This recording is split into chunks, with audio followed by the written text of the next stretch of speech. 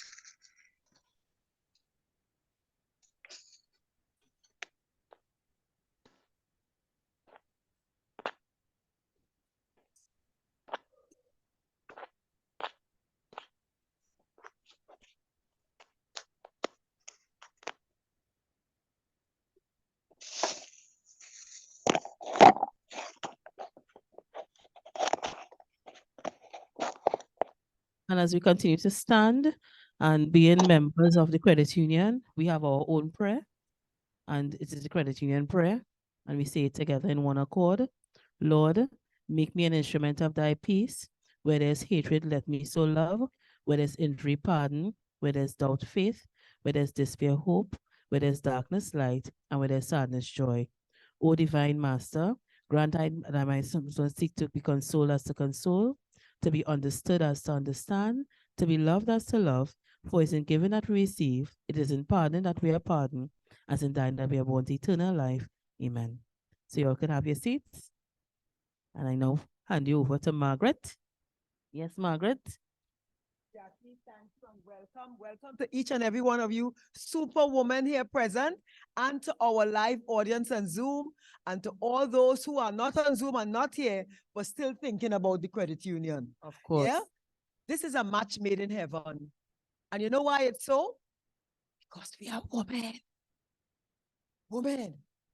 And on behalf of our board of directors and our very, very affable, accepting, supportive President Philip Wilson, our executive, when we took this to them, but you know, Jackie is the president of one credit union, but she's the president of our credit union, I feel, you know, because Jackie comes into our credit union, make decision and walk back out. And nobody says nothing about that. Yeah? Kind of. Yes. And this partnership started here today. It's something, a seed was planted months, perhaps years ago. I know Jackie about, let's say about 2 years now.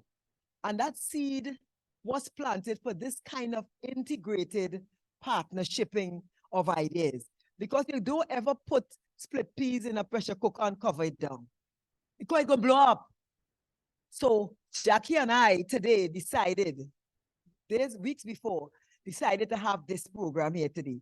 And it's just, we were just talking. And then Jackie, in her own dynamic way, said, listen, we could come together and do this. And then I shared it with my executive and my board of directors. They say, yes, we can do this. So today is an evolution of ideas that could only go one step at a time, up, up, up.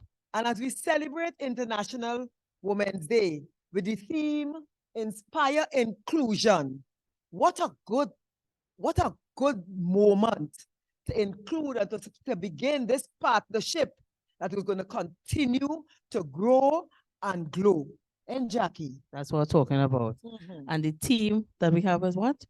Release, Please, relax, and restore on the red couch. on the red couch. Yes. Now, this couch here was designed by the business development unit of the police credit union.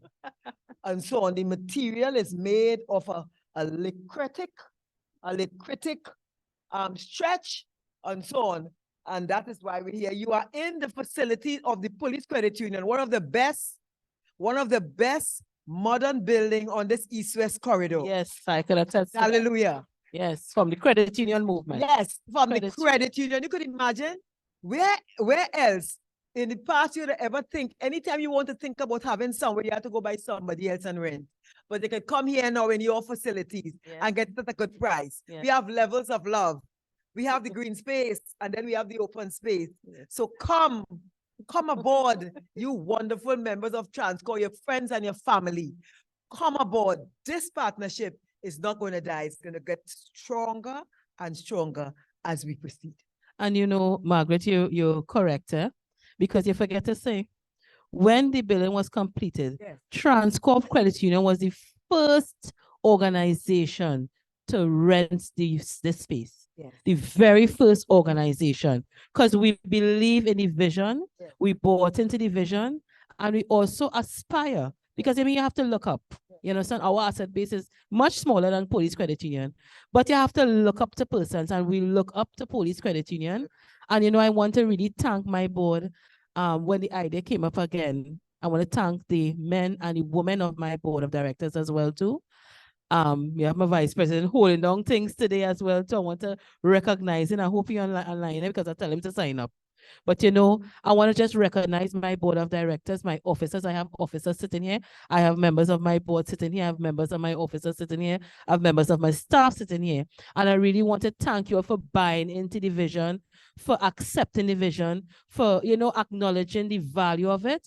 And I just hope that you all are not disappointed. I don't think you will be disappointed today.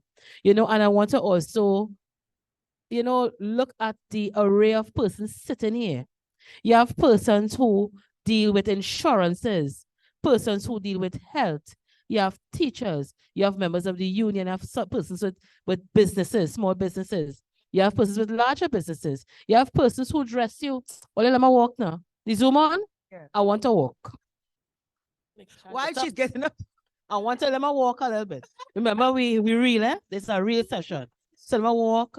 Or listen, I tell or I eat some dumpling last night, but you know, right? So I walk in. You know, I walk in because I want to recognize one of the ladies, and I want the lady to come up here a little bit. Sometimes you feel as a woman, sometimes you have your down days. Your hair in a mess, your nails out of order, you find something break out on your face, you wear an outfit, your belly look big today, then it's small tomorrow, then sometimes you wear a bra, sometimes your breast up, sometimes it's down. Real issues we're talking about. And, you know, it have women in the beauty industry who has that responsibility that when they fit you, when they make up your face, when they do your nails, when you do your toes, that they make you feel happy. They bring you back into a happy space. They release all these happy hormones. I want to recognize Miss Lamoda this morning. See, let me model. Miss Lamoda, come. Let me continue to model. Yes. Let me see. All your friends looking nice? That's all your friends looking nice? And hear this now. Our next member of the business registry, Shireen. Do my hair too, you know? Our next member of the business registry, do my nails. All you see my nails? Yes. You understand? All is purple. Miss Lamoda, come up, man. Purple. Yes. My so this is the lady responsible for dressing me this morning. She made this jacket. You understand? Lovely. She made her jacket.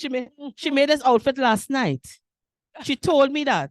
She made the pants. She made the jacket last night. Lovely. I see how she looks. So thank you very much. You are one of those women who we want to recognize. Yes. And I want to thank you for making me feel how I feel today. Amen. Thank you very Amen. much. You understand? Thank you very much. Jackie's on image. You know, image is everything, but remember, image is also coming from the inside out. And what is happening? We have one of the most prolific face makeupper. She changed from drab to dynamic. These days, she's changing the dead now to look dynamic. Our board of director, Renee Bain Keller. Yes, yes, yes. Ah, And if you see the oh, walk, and you if you see the her. walk to come up Our here, board of director, Lord have mercy. Renee Bain Keller. Come on the stage. You have to Listen, play walking now. yes. You know, And you're not could a see ground it for person. yourself. Mhm. So, Renee, I am going to. Renee could sit between us, girl. No. You see, the No, big she- bottom. Let me stand up now. I younger. Huh? You understand? Yeah. Huh? You engage your oh, Yes, do that. you just want to So, walk ladies up and and down for people gentlemen, to see you looking sexy. Our first, not presenter, eh? Yes. Our first interactor who is going to release, at the end of it, restore you, and you could go home feeling rested that there's someone among us women who is one of our superwomen. Renee Bain Keller. Put your hands together. Wow. Good morning, everyone. I hope the itis don't set in. That bake was nice. Everything was nice. I'm a disciplined eater, so I didn't get in as heavy as I would like to. Sometimes people recognize you and they don't even recognize that the recognition is because of them. And I am the woman I am today because of Margaret Sampson Brown. And I always give her, whenever I have the opportunity, I give her that recognition. I came in the police service. I'm a police officer. I'm an acting assistant superintendent of police. I have 28 years service. And I came in the service and I met Mom. And Mom changed the dynamics because that's how people say, you are police? And because we always see women police officers, you know, it's a tough job, it's stressful, and sometimes they don't find the time to probably take care of themselves or dress or look a particular way. And then I met Sampson Brown. And I saw that woman coming in a day, and then she gave a speech about taking care of you, then taking care of the job. And that was it for me. I aligned myself with her. I found my purpose through her. The job is tough. Every day I want to quit. One day I was going to play lotto to quit, and I end up in a fight with some school children. So God said, there's no, I didn't get to play the lotto because now parents not taking responsibility for their children. And I just want to say this before I continue where I'm going. You have to take responsibility for your children. Your children don't have to be academics, but they mustn't be menace to society. And this is what we're not getting from parents now. We need to take and hold your children accountable. Ironically, I was walking up here, and before I walked up, that's Helen Solomon, she's one of my colleagues. She just asked me out of the way. She said, Renee, you have sisters? And I said, I do. And she said, and I turned to her and I said, why I asked that? She said, because your personality always so bubbly and you're always so welcoming to every woman you meet. And I said, unfortunately, I don't speak to them. I haven't spoken to my mother in 20 years, and I haven't spoken to my sister. It's been about the same. And I'm saying this because she opened something that we could call unresolved trauma. It means that we have to admit as women, some of us are very toxic. We are toxic to our friends. We are toxic to our family. We are toxic to ourselves.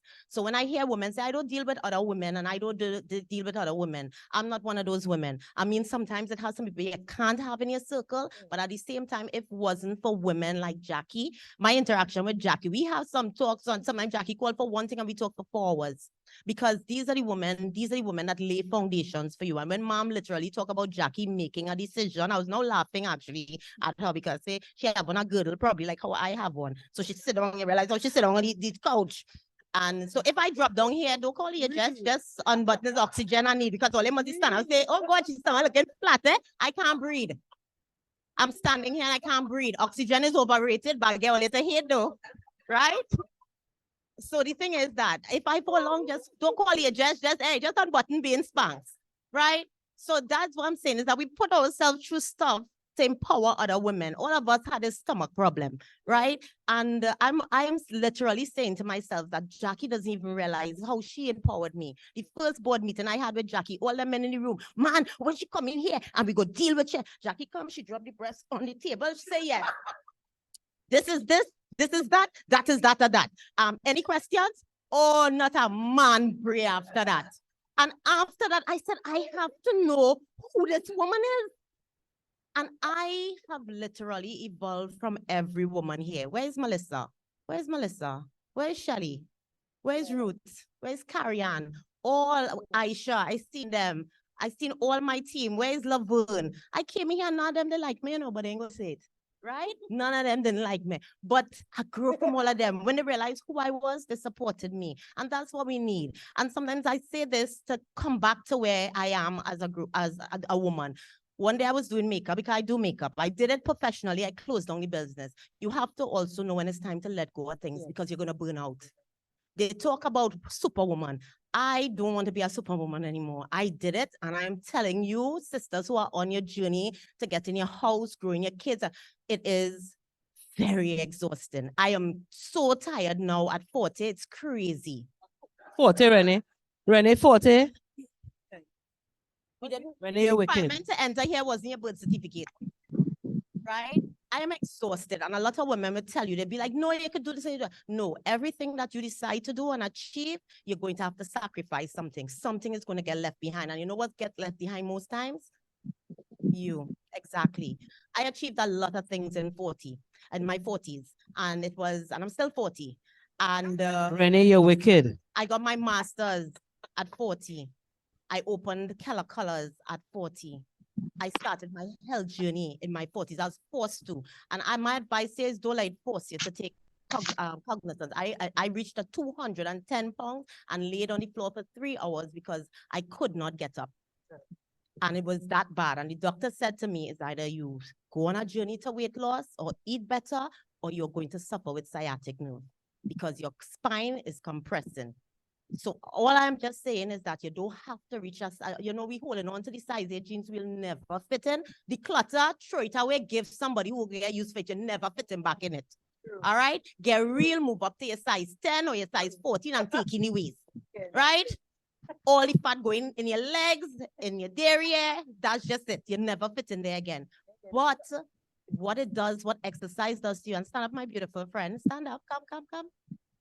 Because she's a aerobic instructor. I don't go. I have no coordination. So professional fitness.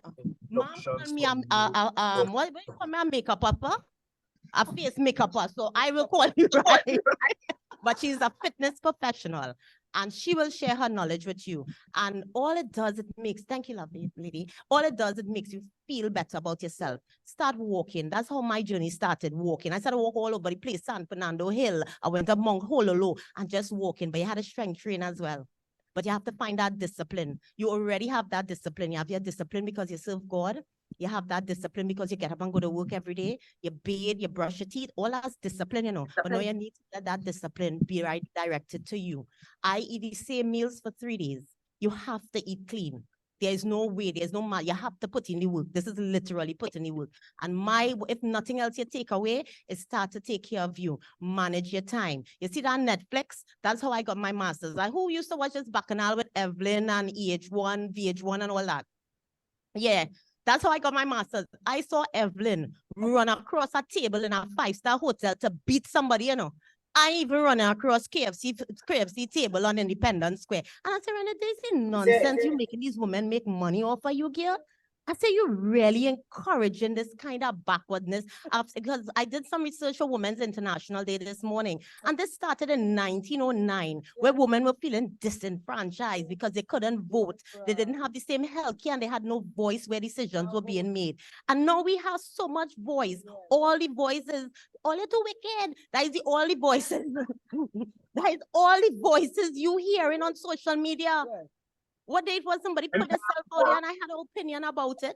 And then they said that I should not have the opinion because of the officer hold. And I said, no, you put yourself out there and don't put me as no idol. I never asked to be any idol. But you know why we quick to idol influencers, anybody nowadays? Because we're not influencing from internally. My children first idol was the father. Then me. Then the uncles and the father friends. That was my children idol. Why are we coming on social media and looking for persons to idolize?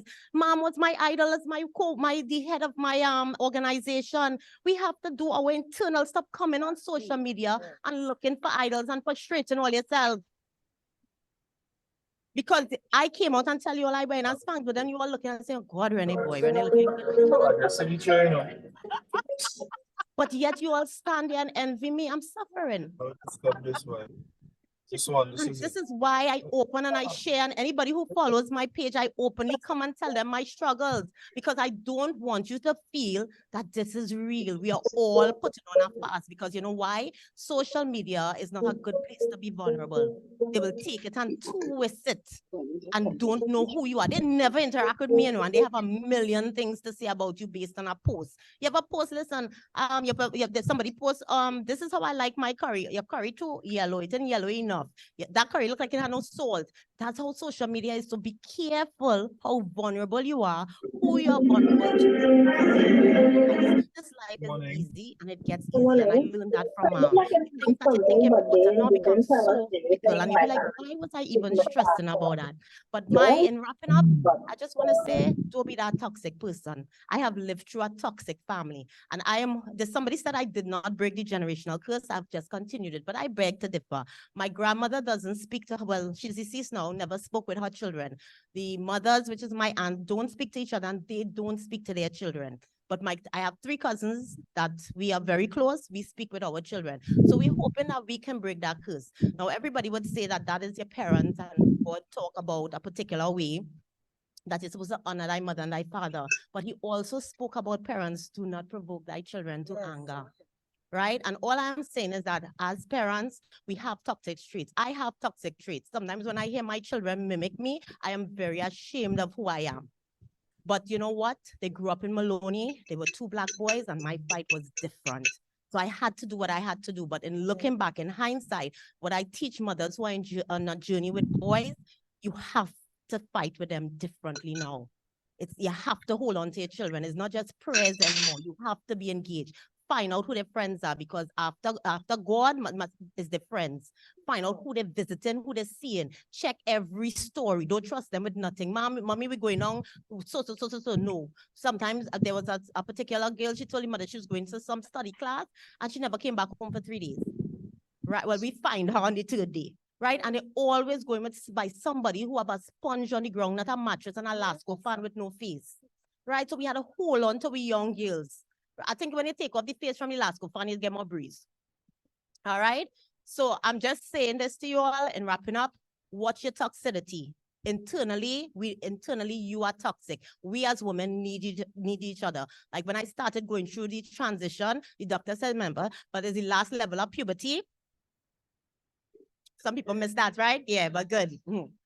Right? Mom and they going, Jackie, you start yet? Yeah, right. So it's called menopause. Most of you will probably go through it. All right? It's the last level of puberty for me. Everybody's symptoms are different. Right? So when I started going through the transition, I didn't understand. It's a client that told me I was irritable, bills paid, husband ain't doing nothing wrong as I know of.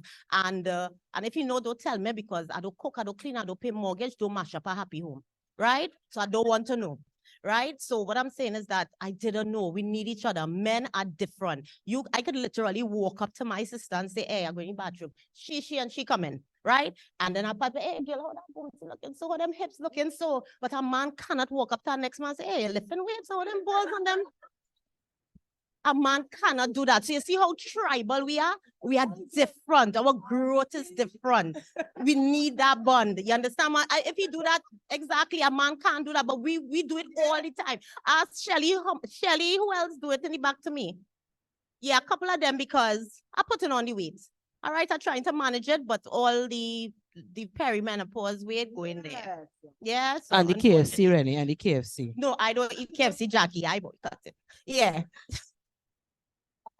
So that being said, I just want to say thank you. Sometimes the friend that we break up the friendship over ego and pride, and it's hard to say I'm sorry. Trust me, this time is so short, and I'm learning it as I'm aging, because you're going to funerals a younger and younger person. Travel, and traveling doesn't mean you have to spend a bunch of money. I went Gaspery Island Caves, and I couldn't believe Trinidad and Tobago have it. They ain't taking care of it, but we have it. And it was $300. I went Pitch Lake, it cost me $150, and it's because the tour guide hustled me, but you could have get $50. But he was really good with knowledge and information. So I wanted to support it. So your country have it. So we need to find ways, come out of the house. Netflix is not it. You understand? Get up, eat right. It's expensive, but trust me, it's worth it, because I am glowing. And I want to share my glow with all of you also. Thank you. We keep it real. We RBK. keeping it real. Amen. Amen. Amen. Renee, thank you so much, darling. God bless you. Now, Jackie, I just want to ask you. About RBK? And I No, come- no, who, you finished me? with RBK? I finished with RBK, no? RBK out of control. Yeah. Yeah, she out of Like control. a sweet out of control. Yeah. We could, it's manageable. Yes. Yeah.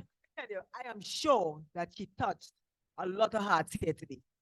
And some people saying, but wait now, I can identify with that. I can identify, and that is what we're talking about the red couch conversation. So the other person, Jackie, will introduce. But before introduce Jackie, listen. Yeah. Do you know that in the police credit union, Yes. almost 85% of the managers and supervisors and staff, I think 90 are women? Well, I was about 95, you know. Yeah. A serious thing. Yeah. Yeah. Serious thing. Yeah. Yeah. So listen, so it speaks of something. So if Correct. the police credit union has an asset base of $1.3 billion, Yes. and we have 90% of the women Yes. working as managers in all the different, Correct. so it speaks to something. So Exactly how society So the runs. women Yes. would have contributed significantly to that asset base. Of course. And it really speaks to the fact that what you do at home transcends to the business. Exactly. And what you do to at the business transcends to home. Because we were talking earlier and we said, even if you are married or you're not married, you're a single parent, you have a common law relationship, the woman is really the custodian of the purse. Yes. They decide at the end of the month, okay, I have bills of 10,000, but I have income of 7. How am I going to prioritize? It's the same issue when it comes to the business. Yes. What am I going to prioritize? How am I going to find ways and means of making more money or increasing income? That is what business is all about. And the home operates like a business through the woman. So, I mean, it's the same thing. Yes, and Jackie was talking earlier on about the business model that you are the business, what you call it, the business? The business registry, Business registry. And today we are going to pick from other people to strengthen us. So the TTPCU will be having a conversation with Jackie because the model is there. We ain't going to reinvent any wheel because together we can make a difference. Now, just because she's in Transcorp, me ain't going by she to sew anything. I come in by you to sew something. For you drop your clothes from a little tomorrow. Exactly. Yes. And that way we will both build each other. Yeah? So Jackie, take it away. Right. So let me see who are picking first to come on the red couch. Everybody nervous to come and talk on the red couch. You see, we done the Lady Foundation. Exactly. We relax, eh? We have some mimosa here, it's no alcohol, but we relax still. Yeah. And I find nobody give me no mimosa. Just because it's no alcohol, I get a glass. You can understand that? That is unacceptable. River. Unacceptable, River. It will cease as of now. And bring 2. I want to start by asking Miss Maxine King to the red couch. Yes. And I want to introduce Miss King because I want person to see is different persons from different areas, different disciplines. I get enough, man. Let Maxine come and sit, man. From different areas, different disciplines. And Maxine is a financial advisor, consultant. Maxine is one of the managing officers and financial advisors to First Line Investment. Thank you very much. The girl, I want to notice there, girl. Yes, First Line Investment, I must say, First Line Investment has been contributing over the years towards the success story, investment success story of credit unions throughout Trinidad and Tobago, and I think the wider Caribbean, but I want to focus on Trinidad and Tobago. We have been utilizing, as well as Police Credit Union has been utilizing the services of First Line for years, and they provide very good investment opportunities. Maxine has been personally involved with both credit unions for years. She provides us with very good financial advice. And I really wanted to start because most of the times our problems is money, A lot of times, we just talk about balancing the purse. And I think Maxine maybe could give us some advice. How do we balance our individual pursuits, because sometimes we also want to invest. We have children who want to go to school. You know, as women, we always try to allow our children to improve the generation. So in my case, my grandmother used to cut cane. She used to take care of animals. She used to walk miles, miles and miles and miles. I know my mom is watching as well too. And my mom studied. She became the accountant of PTSD. I mean, she as well used to do the same thing, help her mother in the garden. Her father died young at 4 years old, so she had to step up and step into her role. She did all of that. She decided she entered into PTSD. Then she became the accountant. She went through through the ladder. She got her master's at age 60. So her children now, she would have made the sacrifice for us now to become professionals. So even with that, and even on a menial salary, you still want to have to invest for your children. And maybe that is a topic that Maxine could kind of broach on for us this morning. Welcome, Maxine. Thank you so much. Jackie, come and have a seat. My bottom could fit on that chair right there. Right? You watch it, you see it? All right. Yes. And Lord help me not to Yes. disappear between these two heavyweights. Thanks for having me. Good morning to everyone.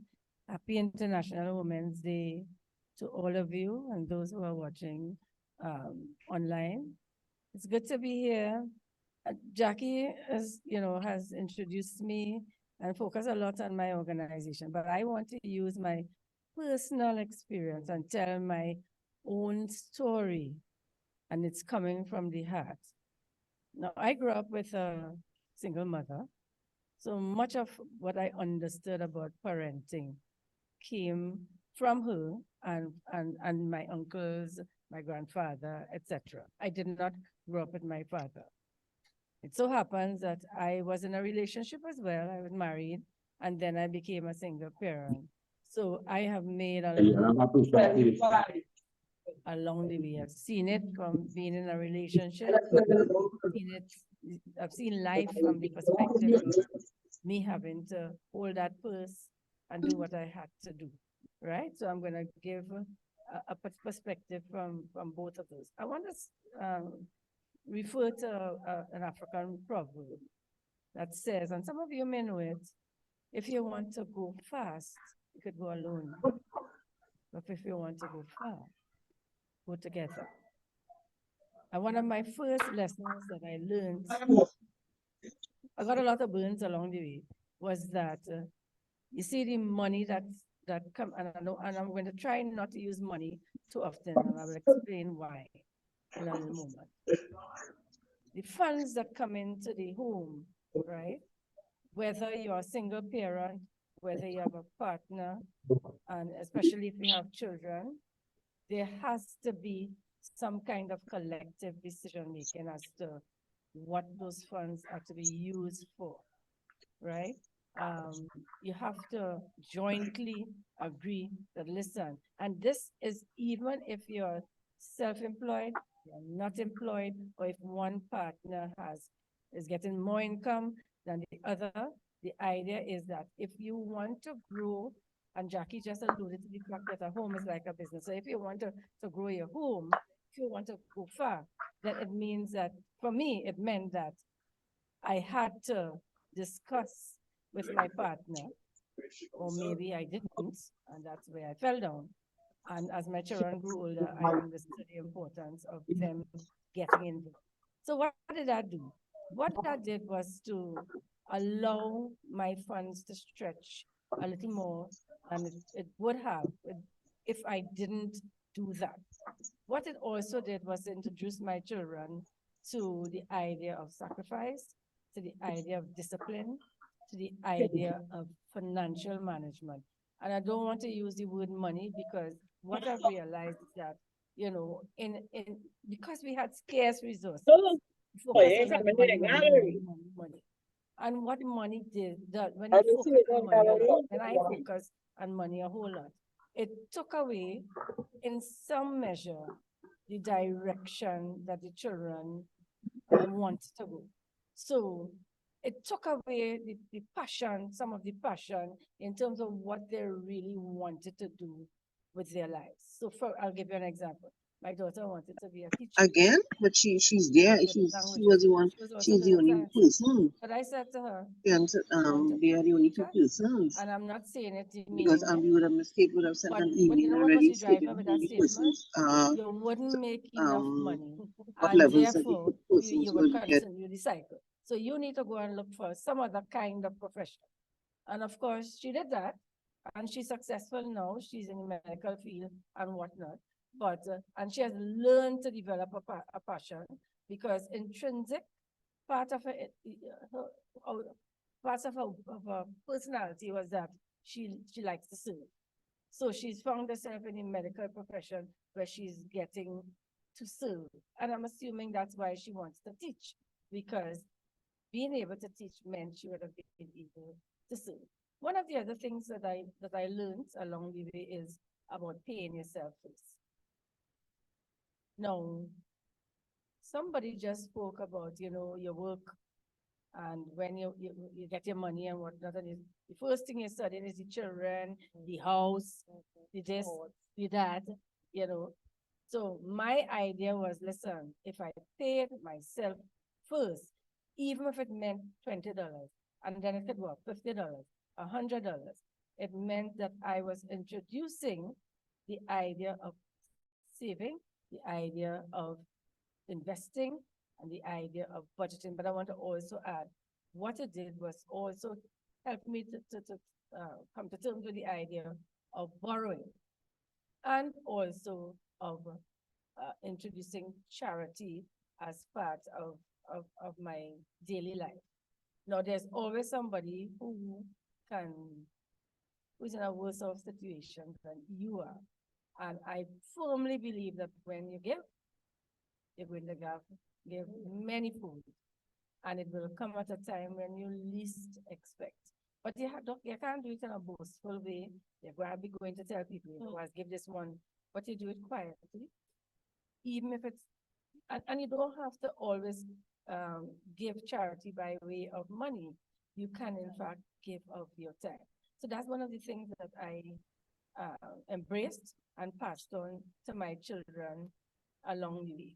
No, I introduced the idea of borrowing. A lot of times when you talk to financial experts or financial advisors, they want to tell you about saving, they want to tell you about investing, they want to give you all the nice buzzwords of financial planning, they want to tell you about budgeting and all of those things.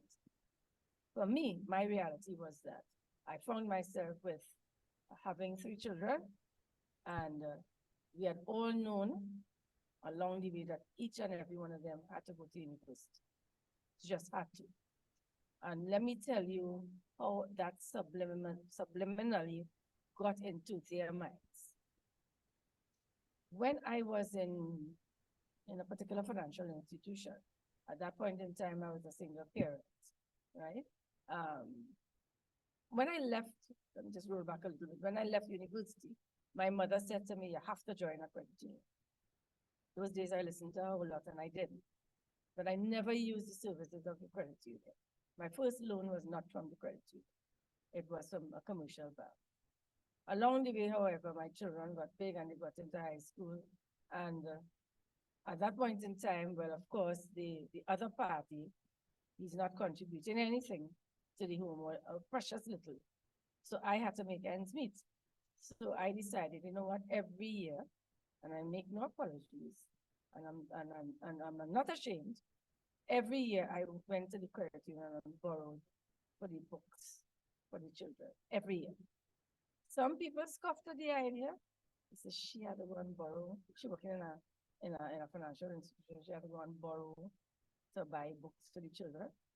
And it was a case of, because I was working so hard in the office, I gave the responsibility to my daughter to go and buy the books. So at first it was shame, I had to buy new books. I sent my children to school with used books. And then as we went along, I realized, oh, wait a minute. Why am I buying new books when I could get used books at a lesser price, right? Um, because the information that is inside the books is the same. And I did just that. So she had the responsibility of going to buy the books.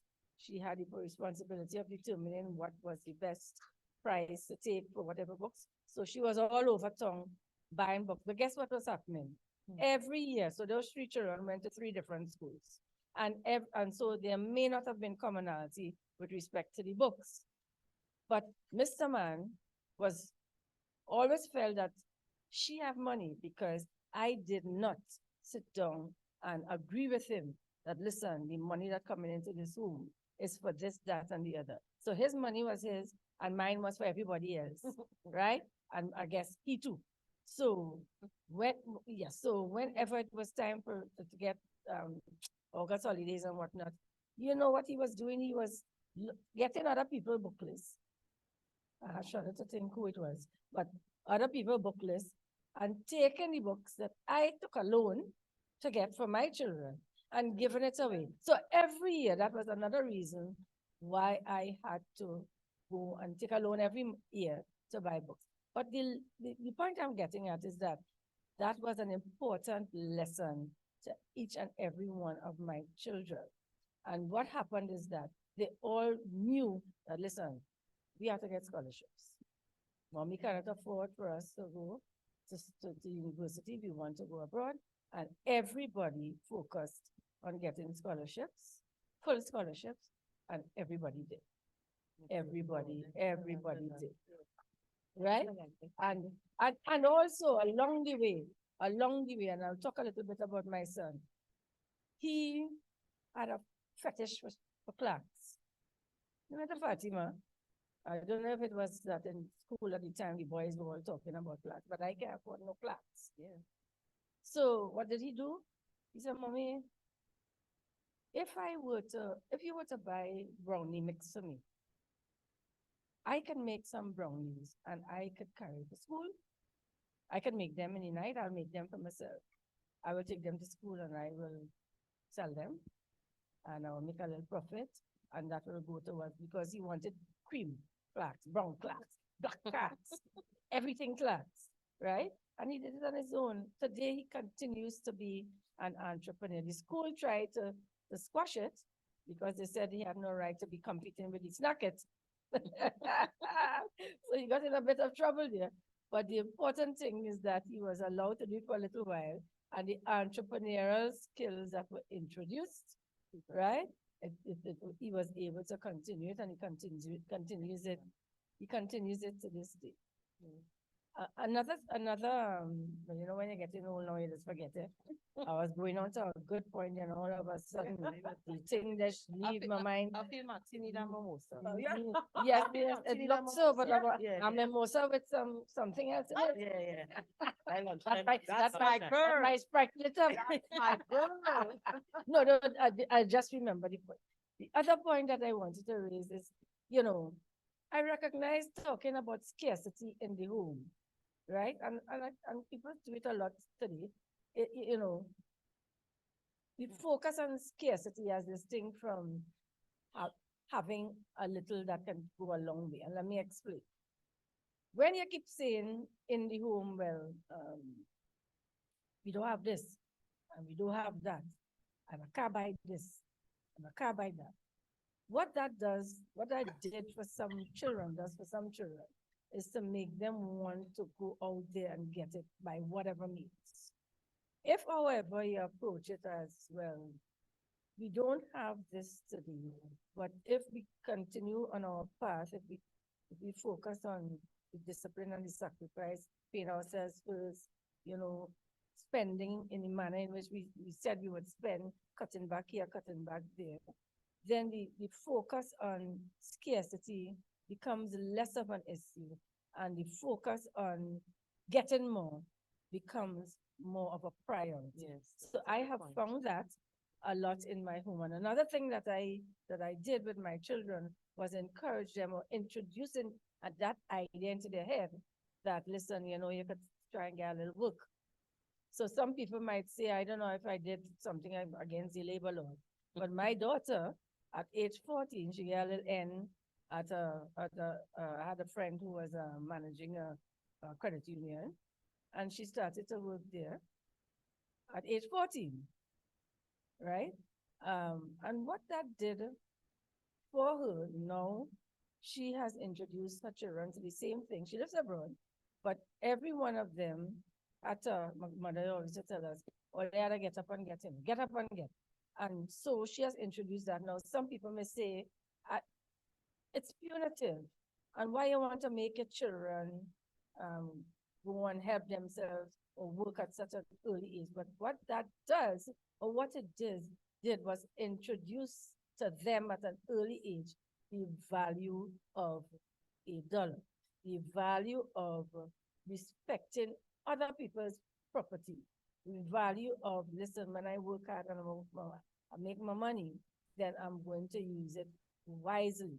They might want to use just to spend out mommy and daddy money because they may earn it, but their money, they made sure and use it very wisely. And if you go to borrow from them, they don't have, They don't have. They don't have. They And- never have. No, they pay interest. No, they pay interest too. And And they have to right now, pay our interest. interest to pay. But indeed, so you understand where I'm coming from.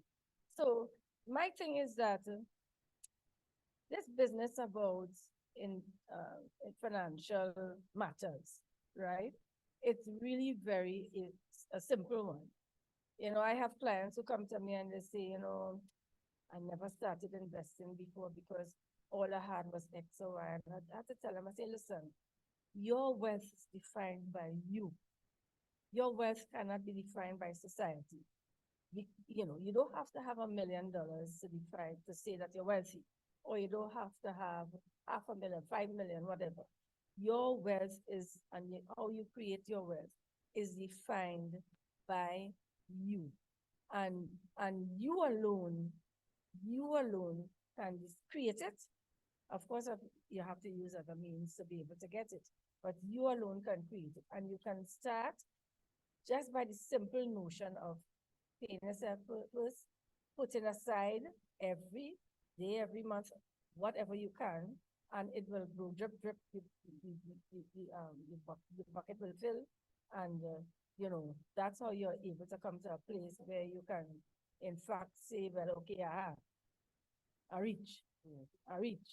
All right. So, I mean, those are just some of the simple things. I didn't want to get into the technical issues. That here is not the place for that. Real talk. Here is real talk. Yes. Real talk. I mean, I didn't feel ashamed talking about going to borrow books, borrow money for books. I did that. I didn't thief, right? No, my children learned. They went off to university, and they're benefiting. Correct. Right? Good principles. So, that's This what is not I a wanted. seminar. That's what This is not a seminar. this is not a seminar. Correct. And I felt that I wanted to impart those kinds of values to the audience. And don't be ashamed to borrow. Yes. Borrowing is important, but Of you course. just have to know when and how to borrow. Yes. You ain't borrowing just because. Yes. But you're borrowing, again, based on the credit union's philosophy, you're borrowing for productive reasons. Correct. And I want to leave that message. Yes. And when you're borrowing, borrow for productive Productive reasons. And see, so in other words, not for recurrence. With 6-inch TV. And And it's 75. Like, right now I watch it for 85. and things Yeah. like that. Yeah. But I want to challenge y'all, ladies, Yeah. right? That as you lend to your members, that you also introduce the idea of financial planning, Yes. right? Yes. And perhaps even at times, Yes. even if it's painful, to say to your member, listen, you can't get this, right? Because of X, Y, and Z. But let's work on a plan. That's it. Let's work on a plan And even to at bring Maxine, you, I want to put a round of applause for that. bring you. Yes, because we try to encourage that in our credit union as well. They can't get through. Yes. We are currently a lot in our credit. Yes. Yes. We have Excellent. public department, Yeah. credit committee, Yes. core union members, and they have Yeah. conversations with them. Correct. To shift them in a particular way. Yeah. So Yes. it's But I want to say before I go though, that I don't want it to reach to the point of recovery. I think the discussions have to start even oh God, yes. Yes. We might Every time we talk, and then you're like, what's going on here? You think sweet. the discussion has to start even before they come for the loan. And when they come, to guide them along. And I really, really, really, really, really feel strongly about that. Yes, Because I've seen, I just want to give a little joke before I go. yes. I used to manage a credit union many moons ago. And I had a member who, oh God, the man killed off every member of his family because he was living paycheck to paycheck. He had a problem. So, but you see, according to my grandfather, a liar must have a good memory. So he used to come every month, early before the money come in, to say, oh God, boy, my uncle dead, oh God, that's sad. I need to get money, we had to bury him. Next 2 months, that same uncle dead, Yeah. and it's so he was going all the time. And but Yeah, we had to put a stop to it. Yes. We had to help him himself. Correct, All right. He's operating that way because we allow him in the Indeed, Correct, indeed, created a behavior. indeed. Yeah. correct. Okay. And one point before Maxine go. I know you hearing us? Yes. Hello? Right. On our Facebook page, and I want to thank Director Sean. Sean, again, have multiple roles within our organization. He's also a director on the board. And Sean would have posted something on Facebook at the beginning of the year where he showed a simple saving plan. I tried to keep up with it, but remember I tell you everybody nails on the hair. So I had to get back on track. Where he started every week, you start this first week with a $10. Next week, it went to $20. And at the end of the year, it added up to $10,000. And it's money that you're really not supposed to be missing. So yes, if you start this week, you put $100 this week. Remember, you might go with the girls, buy 2 samosa or buy two Smirnoff ice. That's $100. So say, well, listen, you see this week, I need 2 Smirnoff ice. I like my wine. I see a week he put $200. I said, I 2 bottles of wine there, boy. But I could give that up. So even exactly what Maxine was saying, just a little, fill the bucket. Even with following that plan, you see how efficient it is to adopt a proper saving strategy. RBK, so you have to walk out and all that sort of fanfare. The program going on, we just talk about your behavior. Just walk out and walk now, all that wave and thing. And look, you see what I'm talking about? I can't take it. So I want to encourage you. I want to really, really thank Maxine, keeping it real. I really enjoyed that story. I was really caught up in that story, and it sort of reminded me as well when you said, you had redirected the attention of your children to want to get scholarships. And that, to me, I could say a personal experience of mine is that my mother, and I would say mother, daddy too, but daddy today's not your days, mommy day. And, redirected our attention to want to strive to be the best. Try your best to be the best. So, you're going to school, everybody may be in a class or this or that. And my mother would go, I would say, mommy, it doesn't matter what I wear. We could go on the street in Shogunas by the market and get 2 jeans and 5 jerseys. And I went to school like that. I went to school like that. And I went to school like that when I did my LLB. And I came out, I got my LLB. And the same type of sacrifice I made when I was doing my LEC. And I want to thank my mother today for becoming an attorney, using that sort of strategy, that sort of sacrifice. My sister did the same thing. She's now managing a multi-billion-dollar organization in the US. My other sister did the same thing, and she's now a psychologist and the manager of the Drug Treatment Court of Trinidad and Tobago. So we would have learned that sort of discipline from my mother, because the sacrifice is redirecting the attention of the home, redirecting the purpose for which you exist, redirecting the fact that each generation must bring some level of improvement, and you want to ensure that your children adopt that type of principle. So Maxine, Thank you very much for testing the red couch. We three of you on the red couch. You red test our couch and I said back and all of this. I thought I would have killed Kitty, all kind of thing. Yes, girl, there's all kind of thing on this red couch. And I'm watching your chain, I like it, you know. Listen, I know you buy it, you know, I want just like that too. You understand? So Maxine. Don't bring out that kind of laugh. Yeah, yeah. I remember I have to be proper here today. Yeah. Okay. And while Very normal thing. Maxine, we just want to say to our Zoom persons on Zoom, Yes. that, you know, if someone desires to say something, I'm sure we'll be able to capture Yes. them on Zoom so that they can send a message also. Beautiful. So we asking our Zoom member, the platform there, the person could call in and say something. Yeah. And you know, it's really, Maxine really resonates in respect. Thank you, Maxine. Thank you, Renee. Two powerful women. We are all powerful women.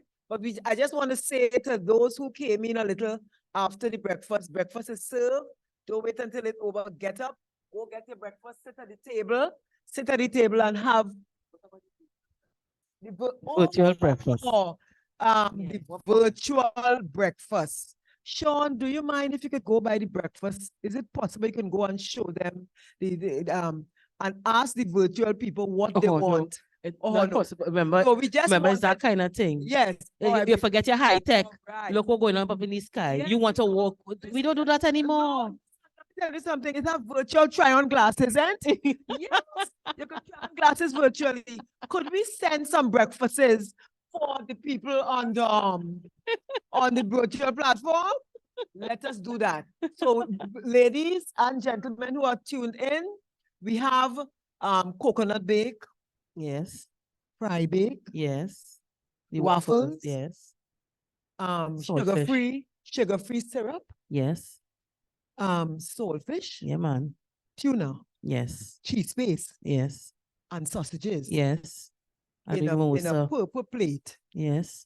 And Mhm. mimosa, as you're Mhm. seeing here, And, you see, and raise your glass. yeah, here. man. I tell you, fine Yes. wines kind get warm though. Yes, yeah. Out And of yes, time, remember that? and so on. So mimosas, feel free to leave where you are and come here, Yes. so you can have the breakfast and so on. Yeah.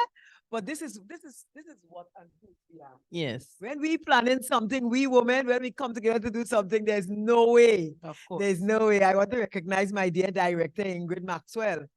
Ingrid coming up next? Yes, Ingrid must next. come. But yeah, it's Ingrid. Yes. Ingrid must come. Ingrid, we waited for Come, you. Ingrid. Come, Ingrid. Ingrid is sports official. Yes. The sports and thing with cricket and thing, ladies cricket can't go on without Ingrid. Right. Ingrid going all England, all in Ingrid. China, all kind of thing. Come No, now, you're coming on the Ingrid. red chair. Come to the red chair. Come on and the sit red down chair. here. Come up on. Maxine Have, just fit on the red We just measured red chair. of the lower limbs and it could fit. Yeah, man. All of us coming together. You're gonna find when you sing down on that red chair there, boy. I feel it in this end. Beautiful woman. Yes. You see, I not accustomed talking in a mic. Good day. I am Ingrid Maxwell. As Ma'am said, I'm involved in cricket. I'm the cricket operations manager for the Caribbean Premier League, which is CPL. I'm also the first female vice chairman of the North Zone Cricket Council. Of the, I was also the first elected woman general secretary of the Police Sports Club. Yes. Yeah, yes. And she didn't want to come in. Let me Okay. tell you something. So, All right, so let me tell you something about me. I spoke at the Police Sports Club. I was a no-nonsense general secretary. But you see, men, when they can't get their own way, do everything to get rid of you. Right? You see, this woman here, certain things were said, and I went in her office. And she prayed with me, and I came out victorious. Now, in women police, you know, of the past, I don't know what happened now. Everybody knew each other children. You see your children, Auntie Margaret, Auntie this one, everybody's auntie and uncle, right? They're the most auntie and uncle. And I recall my daughter, my second daughter. I have two daughters that live in Florida, one here. My second daughter wanted a house bad. Margaret went up on a conference in Miami, and Margaret like Russ, just for less. Everybody know about Russ? So she contacted my daughter. I gave her the number because, I mean, as I said, they know Auntie Margaret from ever since. And she told Margaret she was looking for somewhere. Boy, Margaret prayed with my daughter. Prayed with my daughter. You know, she got a house about 2 days after Margaret prayed with her, right? So that's how powerful. You know, so I have a lot of women I have to say thanks to. Nada Steele Williams, who supported me. You know, when I came in the credit union, you see, every member staff supported me. You know, and these people, Shelley and the whole crew, they have no behavior, but they, okay, right? No behavior. If Shelley get up there, if music start to play, Yes, tell yes, Shelley sit down. yes, okay. Right? Ruth, everybody, thanks for the support. You see, this woman here, Yes. I met this woman some years back. She have on plenty clothes now. So you know what I'm talking about, right? And just her personality, boy, you know, she could sell iced Eskimo. So, love, it was nice meeting you 10 years ago, and I met you through one of our directors, former directors, Neptune. And, you know, I'm so proud of a woman. You see, listen, let me tell you something, right? You see, women, we have to support women. Oh, yeah. Don't wait for the men to support us because they wouldn't support us. When a woman doing good, tell them, hey, you're doing good. When they're doing bad, tell them too, right? As I said, I'm a former police officer. If I'm driving and I see a woman police directing traffic good, I'll stop and say, ma'am, you are doing a beautiful job. Keep it up. I say to the staff, they are doing a beautiful job. Always lift us up. So with that, ma'am, Samson Brown, thank you, thank you, thank you.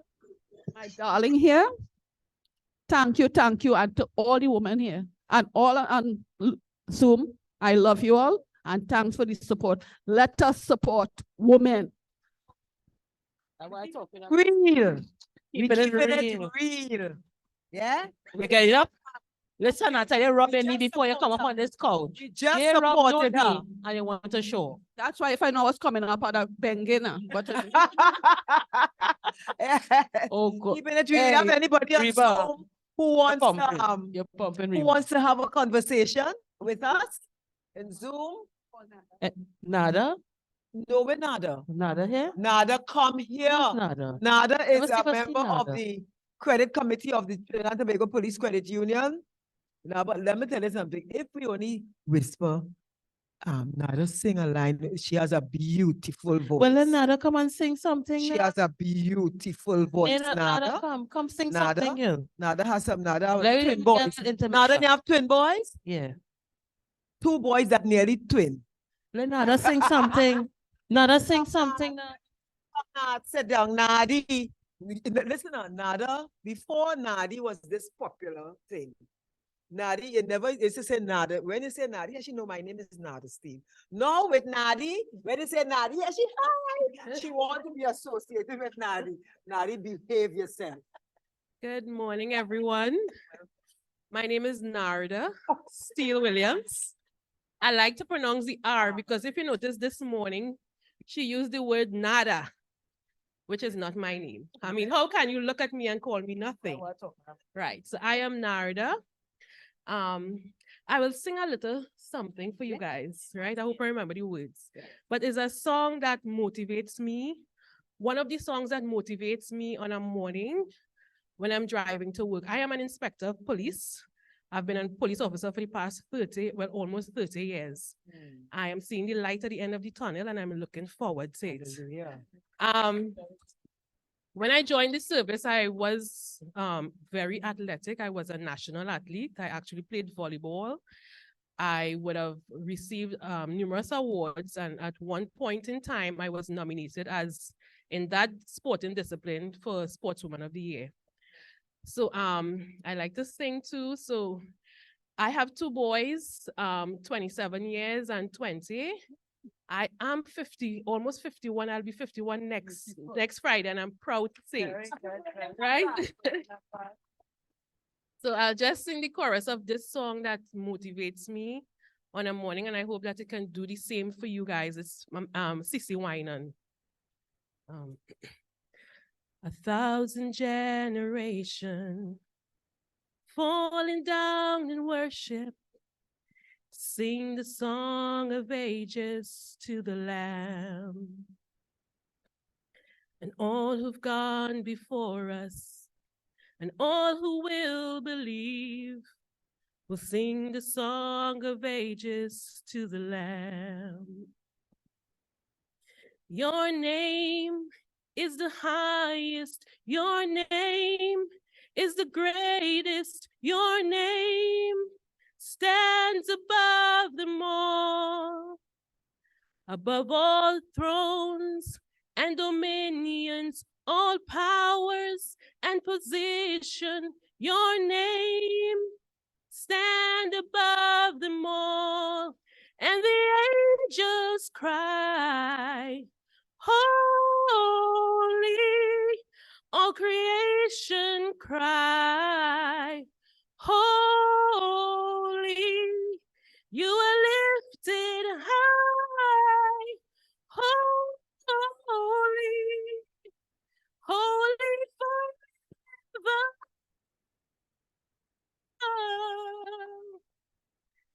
And if you've been forgiven, and if you've been redeemed, sing the song forever to the Lamb. And if you walk in freedom, and if you bear his name, sing the song forever to the Lamb. We'll sing the song forever and amen. And the angels cry, holy, all creation cry, holy, we are lifted high, holy,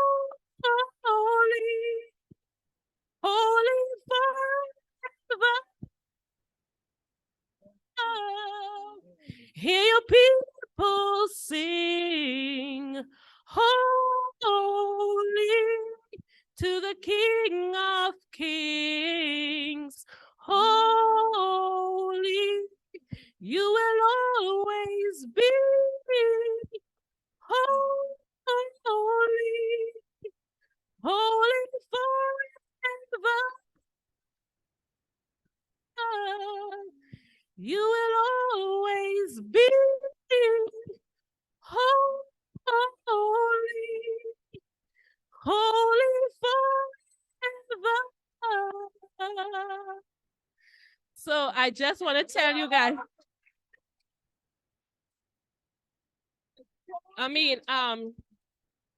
like I was telling Renee, you know, a lot of people see us as strong women, but sometimes it's okay to be weak, and it's okay to be vulnerable, and it's okay to cry, right? Because sometimes people see you walking as a pillar, but they don't know the battles we are fighting as women, right? And you see, when you have that one woman, you see the woman that came just now, you see how Renee spoke about Margaret.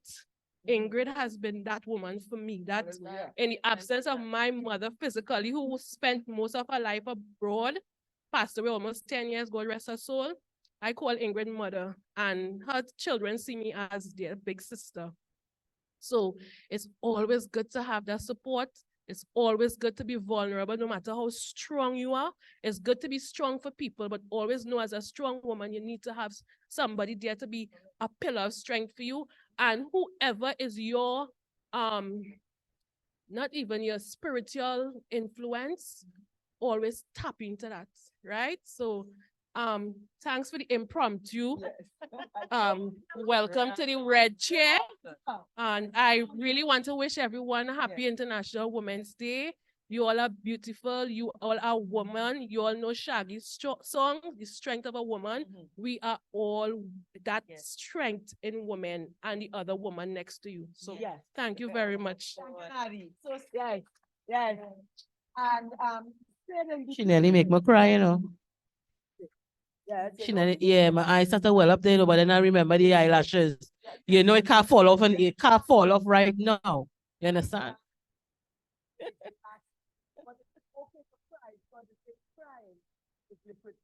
Yes, yes. Amen to that. Amen. Nadi, thanks for that. Oh, I appreciate that so much. I appreciate so much. You know, sometimes it's true. You know, you're coming down the road, and I usually do before AGM. I don't want anybody in my vehicle because I love reggae. So I look at all the inspirational reggae songs and I blast it from the time I reach in my car to the time I reach to the venue. And that gives me the strength to, you know, you feel strong like a lion. Something had to give you that strength. Music to me is that strength. Reggae music, that is.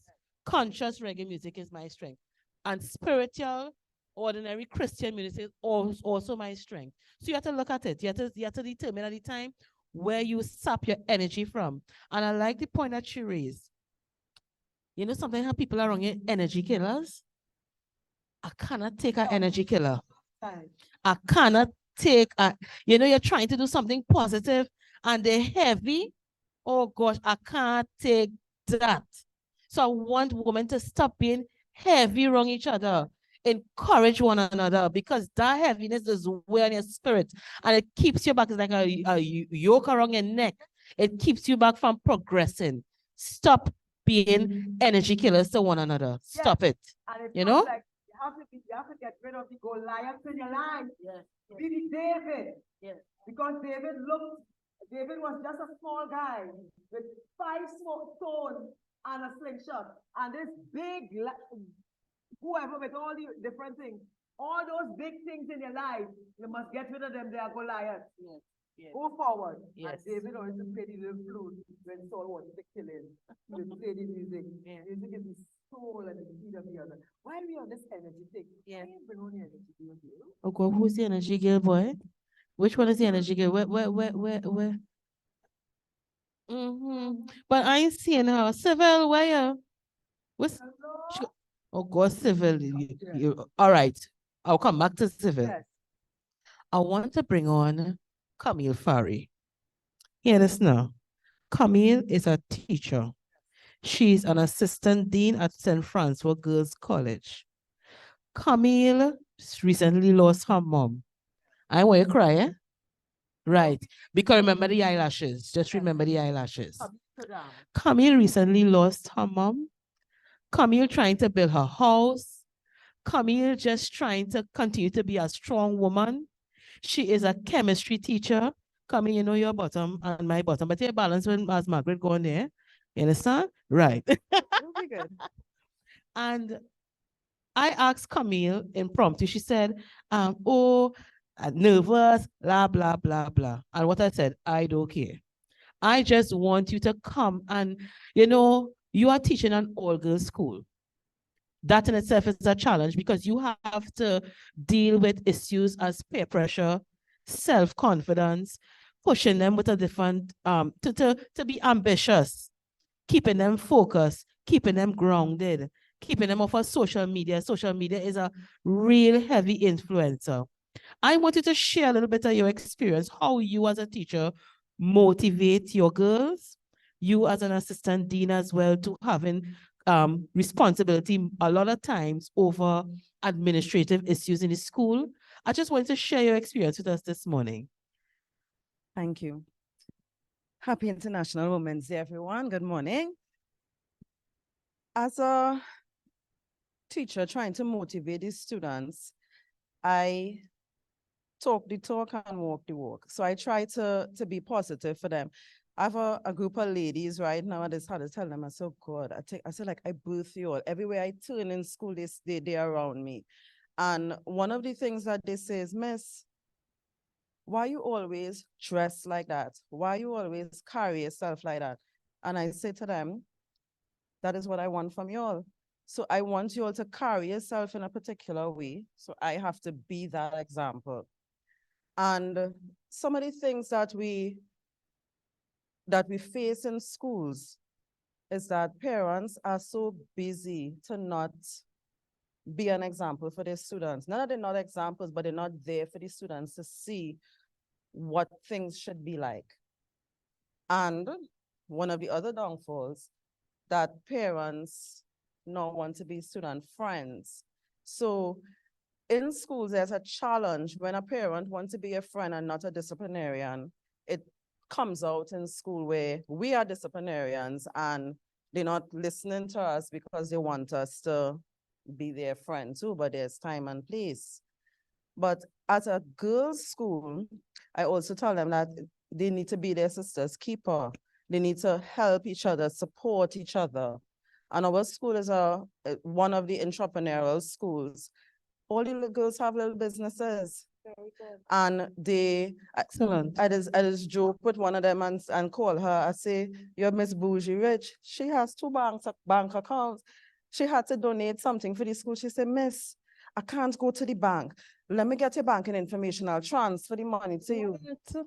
And in Excellent. the school, we help them, we encourage them to support each other, because supporting each other, as one of the speakers said earlier before, to go far, you have to go together. Sure. So that is one of the other things that's one of the things that we experience. We also experience a lot of children in like depression, and I can only speak for my school and one or two other schools that I visit, and I have friends. And it's because, I don't know, that person spoke about it. In the home, they talk about what we don't have. So sometimes I try to tell them, well, what you have, the little that you have, if you focus on that, then you could also try to navigate, get a plan to see what you have. Not having, and we see it in the schools, and not having gives the children a sense of needing to get. And that is not, that should not be their focus now. Sad thing. It is a sad thing, but I always tell them the school is a safe place and a safe haven. So I try to make things fun. In my classes, I tell them I teach one of the most boring subjects. They laugh when I tell them I do not like chemistry. I was just always good at it. I do not. I have life talks. Yes. And in that class, safe space, what happens, I tell them what happens in chemistry stays in chemistry. And they talk about issues and we navigate a plan to see how they could do better. I always tell them, do better than your parents. Your parents could be a doctor, be a better doctor than your parents. Yes. So we try to navigate that. Yes. And they come up with plans to, even for university, what university? Not that I am down in UWI, that's one of the best universities in the world, but I say the world is always just go, don't stay in Trinidad, go on and, you know, experience life. I say to all my students, I give lessons, I have boys and I talk to them the same way. And one of the other things is it's very safe in a girls' school. So when I have classes with boys and I talk to them and I hear their issues, and I realize a lot of them come from single parents' home. And one thing, some women may not agree with me, but before I used to have the same opinion, but in talking to these boys, I realized that a woman cannot teach a boy to be a man. Yes. No matter Yes. what we do, and they say, yes, the single parents, yes, they do everything, but one of the things I always tell them is that you have to find a positive role model. Correct. Because a woman cannot teach a boy to be a man, no matter how we try. Yes. It won't happen. We could teach them how to treat a lady, how we would like to be treated, but to be a man, a woman cannot do that. So one of the things that my main takeaway is support.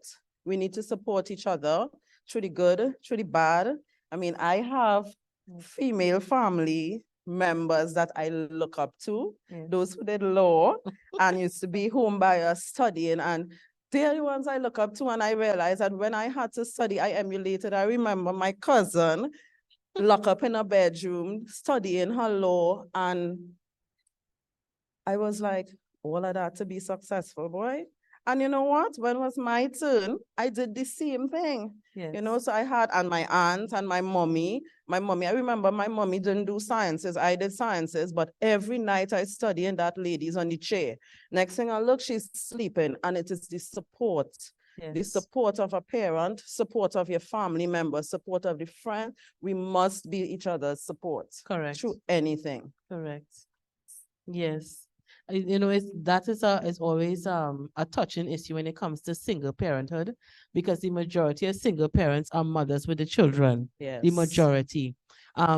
You know, it is admirable how you balance, especially in those vulnerable areas where you have persons susceptible to a lot of peer pressure in the area. How do you balance the children coming to school, they're from a single parent home, and they come in with a type of culture from the environment in which they grow up? How do you manage those children's expectation and their behavioral pattern? How do you do that? One of the things that we try to do, well, we have what we call a character development etiquette program in school on a Wednesday, I think, fourth period. So what we do, we have past students come back and, you know, teach the children how you react in these certain situations Yes. and those sort of things. And in school, we just have to pull them up and we tell them, sometimes a girl talking, hey, you ain't see she mother there, whatever. And it's like, is that how you speak? And it's like, no, miss. And they know the correct thing, you know. Yes. They know the correct thing. And again, it comes back down to support. I remember calling a parent to tell a parent that your daughter's sick and thing, and she said, miss, I can't come in now. I get work down the road there and I can't leave the work because I wouldn't get paid for the day. And plus she ain't have no money to come home. So you will get she some passage for me to come home, eh? And I was like, so if she wasn't sick, how she was getting home? Me should have asked one earlier, and I was like, So we have a lot for that. So we develop a welfare program where children get passage to come back to Excellent, school. excellent. They get once a month, they will get toiletries, they get, and as I said, I could only speak for my school. So we look at, because our catchment area is Belmont, Belmont, Laventille area. So we look at the social problems, we look at the issues that the children have, and we try to mitigate it by introducing programs so that we could help them. Because at the end of the day, what we want to put out is an all-rounded individual. Not everybody Yes. is academic, Yes. but an all-rounded individual. Yes, of course, of course. You know, I want to congratulate teachers like yourself, and you know, you call them the unrecognized heroes. Because here what you're saying, there are a lot of social programs introduced into that school, and maybe those are programs that should be brought to the attention of the ministry so that a number of other schools could introduce those programs, because it's self-development, and not only the girls, not only the budding females of society, but also the boys. Yeah. Because the thing about it, a lot of parents are single because the men are not stepping up. So we need to inculcate a particular culture in the boys at a particular age so that they will recognize what their role in society ought to be and what are their responsibilities. And they are supposed to be held accountable for not fulfilling those responsibilities. Oh gosh, this topic real deep, boy. We could talk whole day about this topic. Yes, yes, I find like I'm missing Margaret. I find I'm missing Margaret, right? And so, Miss Farry, I really, really want to thank you very, very much. I know Thank your you. children has to be proud of you. You must just have them They love are. up, kiss up, hug up, all of that. This morning they say, Miss, You ain't coming. I mean, it does look good every day, eh? But where you dress up? So I say, oh, you leave me to go to all your own women's conference. I go into one, they beg. They say, so why you didn't take us? I said, because all you're going somewhere else. And that's another thing that we do. Yeah. And I'm putting in the plug for Police Credit Union as the acting dean of Form 4. We have a program where we send our children into the world of work for 2 weeks. You don't have to pay them. Transcorp usually takes 2. So I'm coming to Transcorp probably in March or April. So I probably would like to speak to somebody from Police Credit Union. to And see mom, if next day there? they could No, take, I will get somebody. if they could take 2 of our girls Yes. for them to experience the world of work and to Yes. see if that is what they really want to do when they finish school. Definitely. There is something coming out of this partnership, Yes, that we could continue in partnershiping yes, in developing our women and our girls. all the time, Excellent. all the You have time. already spoken. Yes. Thank you very much. Oh gosh, it was certainly a pleasure. Thank you very much, Miss Fari. And while For these speakers and them live, for all of them shy, but they're live. while we are at that, it's, I listened to her and she touched a nerve, a good nerve, in respect of women and girls and the issue of what some of our girls experience in school. Yes. And yesterday, our responsible board of directors have decided unanimously to connect with Chawi. Chawi's Caribbean, how Chawi go again? Chawi Caribbean, CHWE, Wendy Williams, you would see her, Wendy Lewis, sorry, you would see her on I-95. She's an advocate for women, for girls, domestic violence, Wendy Lewis. And she is the program president for this area. Chawi is a group, almost 19 satellite units throughout the world. And they are actually coming up with a program called Period Poverty. Period poverty is where they are going out into, she's supposed to be here to talk about it, but I haven't seen her yet. So going out in the various communities where they could assist girls in the schools with pads, sanitary napkins, issues, things to affect when girls have their period. It's traumatic, it's painful, and it's poor. I could tell you that because I started to wear pads when I was just 16 years old. Before that, I used cloth. Cloth. I would put cloth on. My mother had 14 of us, 7 girls. She couldn't afford pad. That time, the first kind of pad, the label was modest.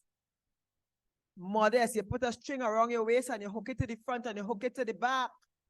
I see my girl laughing because that's how it happened. Pads. You could imagine I walking from Vista Bella to Skinner Park with a piece of cloth because she couldn't afford the pad. And then when 7 of us, we had to use the blue soap to wash the pad, the fabric. What developed was we had infections because we had to keep that fabric on, that cloth on whole day until you reach home in the evening.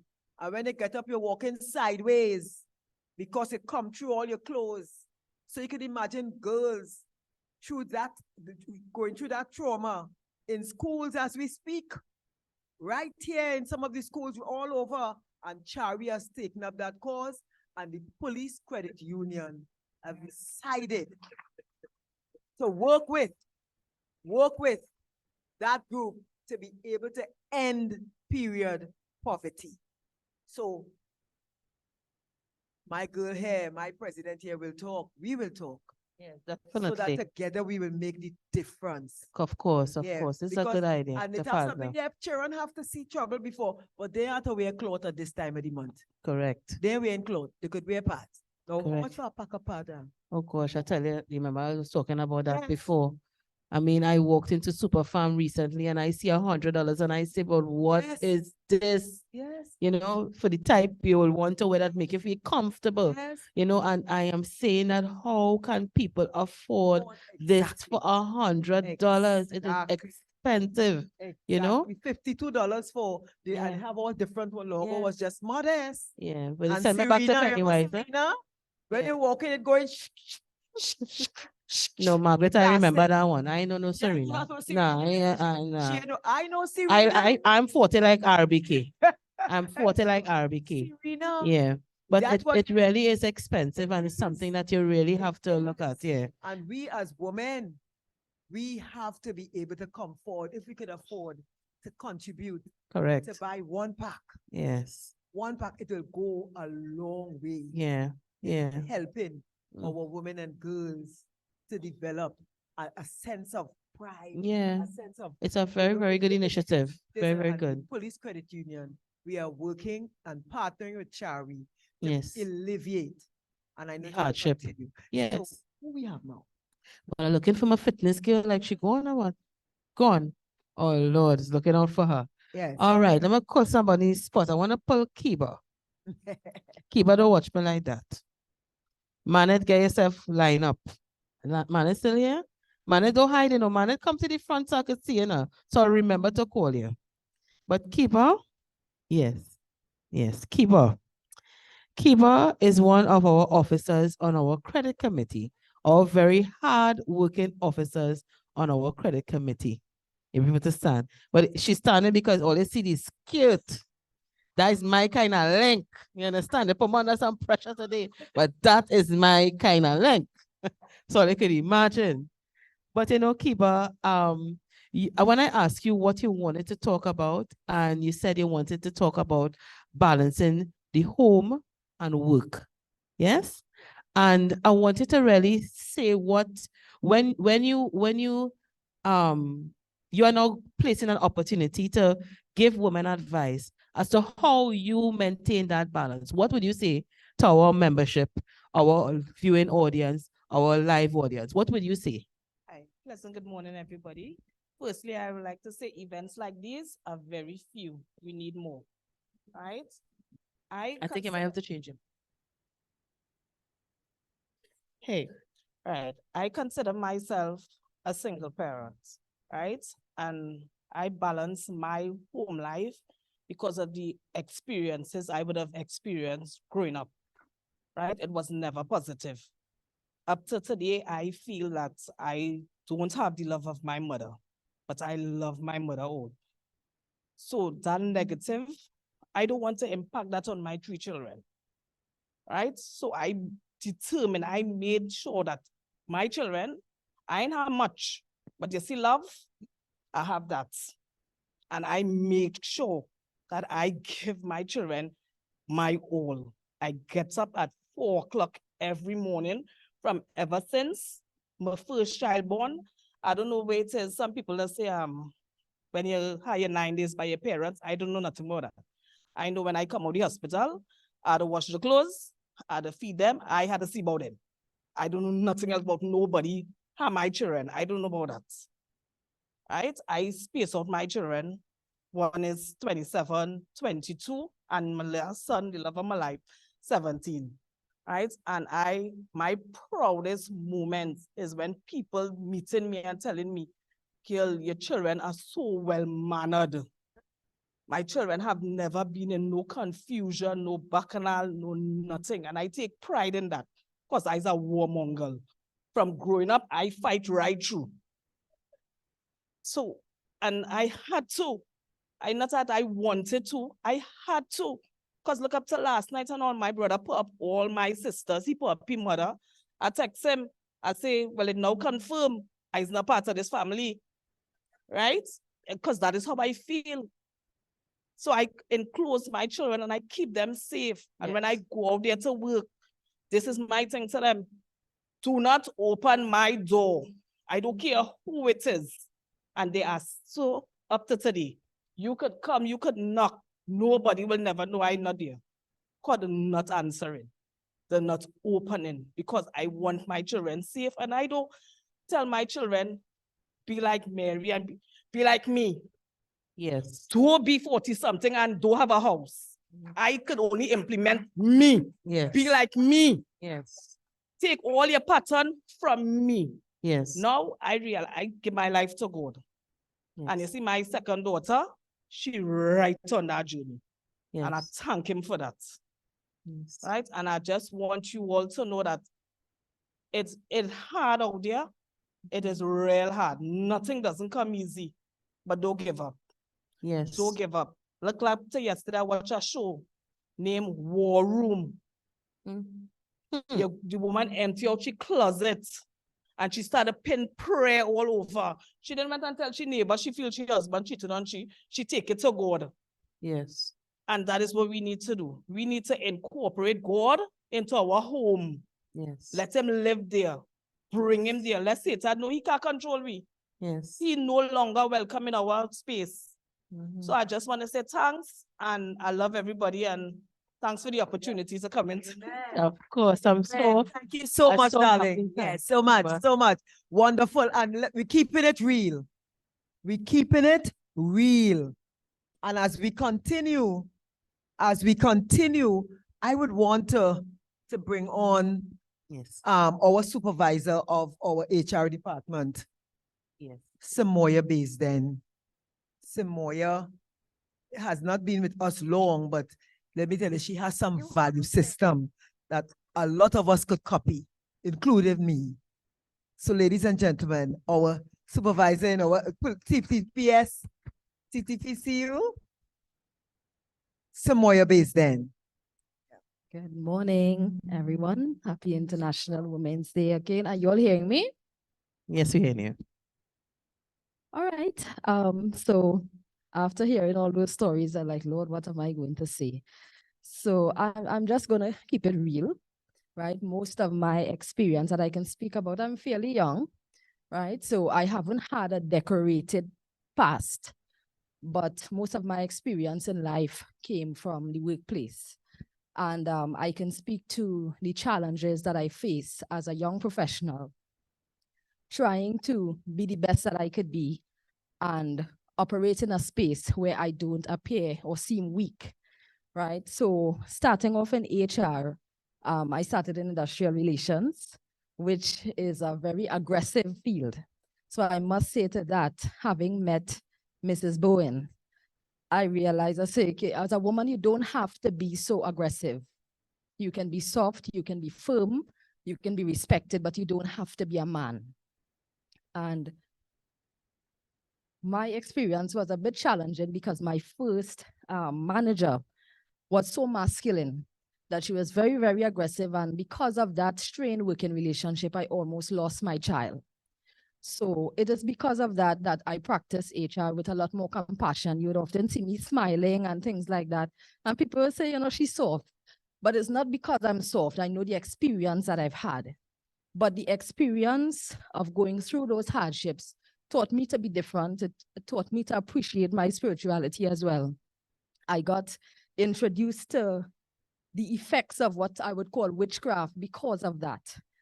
To work with someone who hates you so much that they try to attack you utilizing those occultic means, it meant that I had to develop myself in the realm of the spirit. And so I appreciate those experiences, though it was hard. I learned how to pray. I learned how to fast, and I learned how to be strong and know that God is with me. So this is my experience, and I just wanted to share this with you. Sometimes inspiration could be negative to inspire you, you know. Things can happen around you that is so negative that you grow out of it feeling stronger and living positive. Thank you, Simoya. God bless you again. I want to make a little light moment with Sumoya say. Yes. Sumoya, I not aggressive.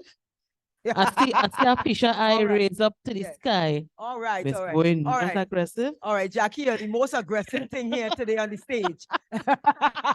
You're the most aggressive thing. Happy? Yeah, but okay. But I agree with Mr. Moyer saying, you know, in the field of industrial relations, you always have to try to take a balanced approach. And sometimes it may appear to be soft, but it must be an informed and balanced approach. And, you know, it was really a pleasure working. It has been a pleasure working with Simoya in certain circumstances. You all work together? Yeah, boy. Not by Transcorp, eh? No, Where? she in moonlighting. She in moonlight. Oh, No. because I was just going to question her. Yeah, no, because no. I She was- moonlighting. Oh, okay. Okay. We keeping it real. Keeping it real. Keeping it real. Keeping And it I real. want to bring on a real Yeah. person here Must have them. today. Aisha Baisden. Aisha is here? Aisha? Oh, okay. Aisha, we wanted to share some Aisha's here? information. So I will hand over to Jackie to bring someone up. Yes. I am seeing this. There's a lady. Oh, she left. This lady here.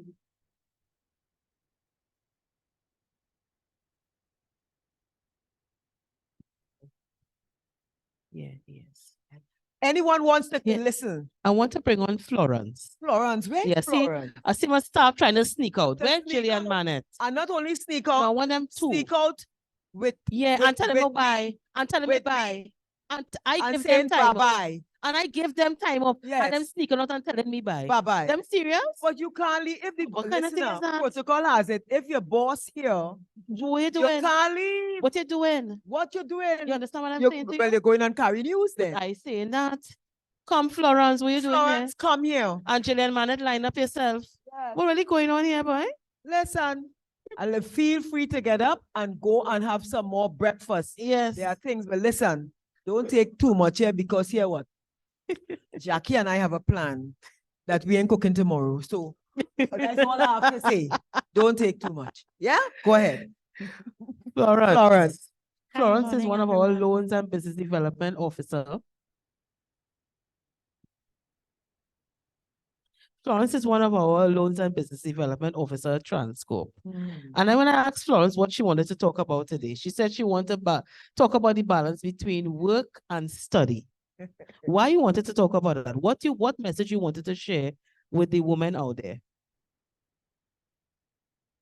As women, young women, going out there in society and being part of the, the work environment, competition is tough. They have, they have at my age too, they have a lot of young people who climbing up quickly. Not sure why, but they come into the workplace and they want to take your space. Yes, yes. And it's sometimes it is difficult trying to cope with that and trying to accept that these people coming here, they're younger than you. You reach your 40s, and people coming in 21, 22. Same qualification, but not experience, but they get to climb faster. That's a challenge for me. It's a mental thing. Whether we want to admit it or not, it plays with your ego. It pushes you to be stronger too, because you have to be if you want to survive. I read something, and I read it all the time. It says that try to be strongest even on bad days. But sometimes all our days seem to be bad. So is it that we have to be strong all the time? And we're in the workplace, so is it that we have to be strong in front of all these people every day, maintain a professional face, perform your duties in the work environment, and worse if you're in customer service like me and you deal with 100 different people, different attitudes, different strengths, and then these young people trying to climb the ladder so quickly. It's hard. It's real hard to be strong all the time. So all days are sometimes bad. It hardly have good days. But it's really about finding a space in between where you really have to be strong inside here. Somewhere you have to find it so that you still perform all the duties that you're supposed to at work and then go home and perform those that you have to do there as well. In homes where we have children, we have spouses, or we're single, unmarried, and we still have to find strength to deal with that too. So my advice is really nobody could tell you how to do it. You have to find it in yourself, you have to find your own space, you have to find your own time, you have to find your own recreation. So you can't tell me, well, go read a book, and try to find balance there, or go and study something new, or go on whatever. You have to find it within here. Decide how you want to grow.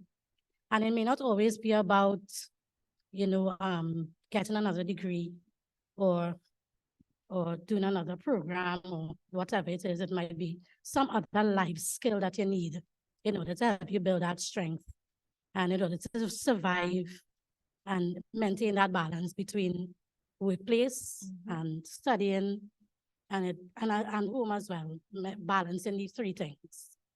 So my advice to you is to find it within yourself. It's hard. It's real hard. The man say it nice, it's real nice, but it's not so nice.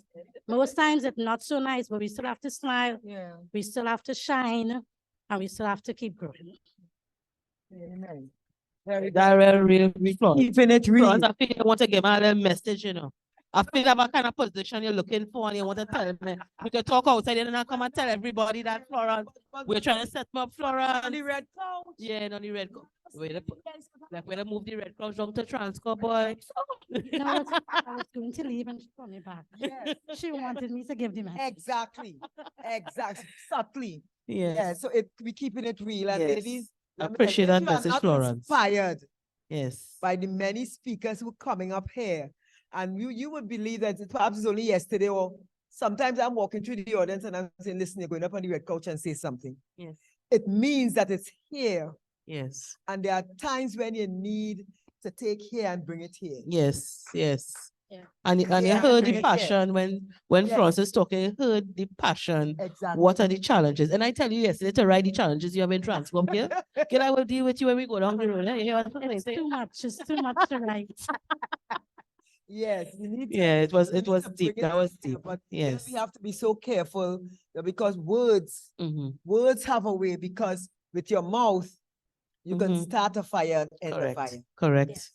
Very You can much so. blow out with you can blow out Yes. a spark.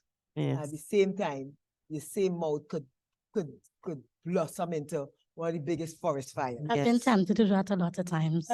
Yes. Share with us. Yes. Florence, I really, really appreciate you. Censored. I appreciate you realness. And you know what I appreciate? She next to her boss and she keeping it real. I really, really appreciate that.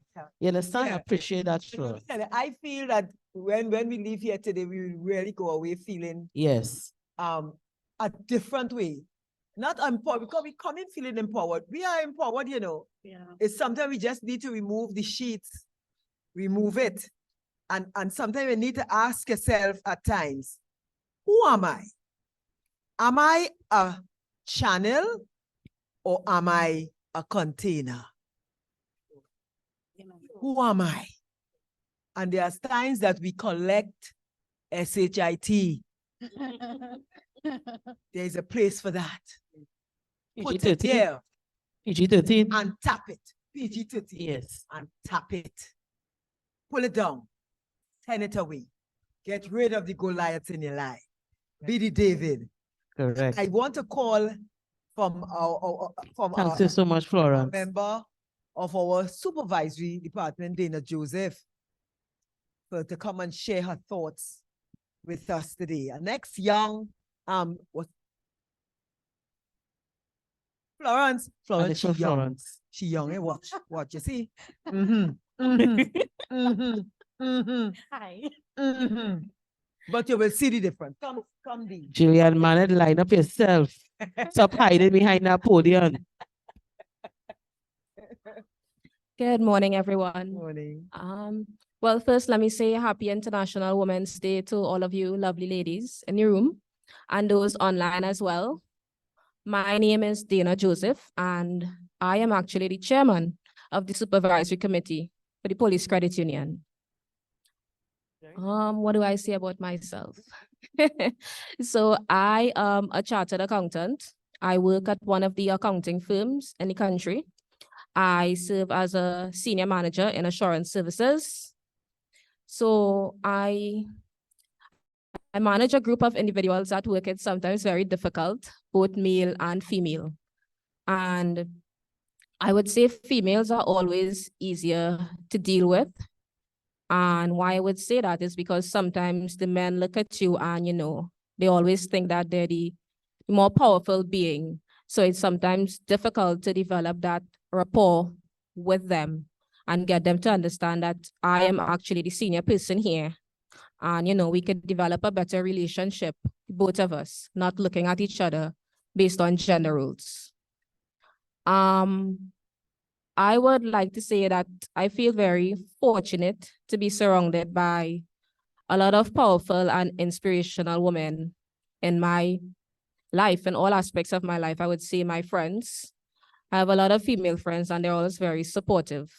My family life, I have my mom and my sister even cousins as well. I receive support from all aspects. At my job, our managing partner is actually a female. So I also have her that I can look up to. And then in my role at the police credit union, I'm surrounded by a lot of phenomenal women. I have our vice president here to my right, Miss Bean Keller, who spoke earlier, Nada in the back, and Miss Maxwell, of course, who I served under her tenure as the former chairman of the supervisory committee. And I must say, I did learn a lot from her. A lot of things that we still do on the supervisory committee is what I would have learned from Miss Maxwell. So today, I just want to say that we should continue to feel empowered. And it's also amazing to be inspired by each other as women. Very nice. Thank you. Very, very nice. Nice meeting you as well. Same here. Yes. You're Yes. welcome. And young, Florence. Florence, Yeah. she left already. Oh, God of Florence. Florence, yes, she's young. Yes. Yes. Thanks, she- Bina. You can leave it like it. Yes, Miss Manette. Come, Miss Manette, come. Come, Miss I don't know how much time I call you for the day, because I know it. I know you're under some pressure. Come and sit down by me on the red couch. Come. Miss Manette has Yes. been in various roles in the organization. Yes. She has been with our credit union as a staff more than 20-something years. 22, she's showing off 22 years. I think she was the longest serving staff at Transcorp. She had to love us. Manette is being everything. You want a boat ride? Manette calling Howie T. Right? You want to do a all fours? Manette calling a Sean Mason and the team down in PTSD. Somebody don't want to pay their loan? Manette calling you, come and bring in your money. Somebody come in, they want a cup of tea, Manette going upstairs to make the tea.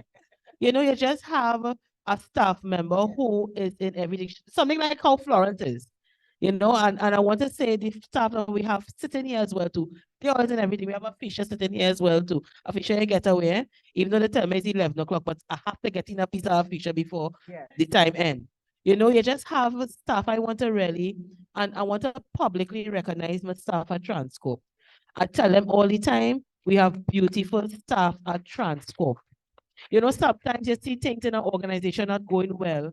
And I always say it's about supervision and mentorship.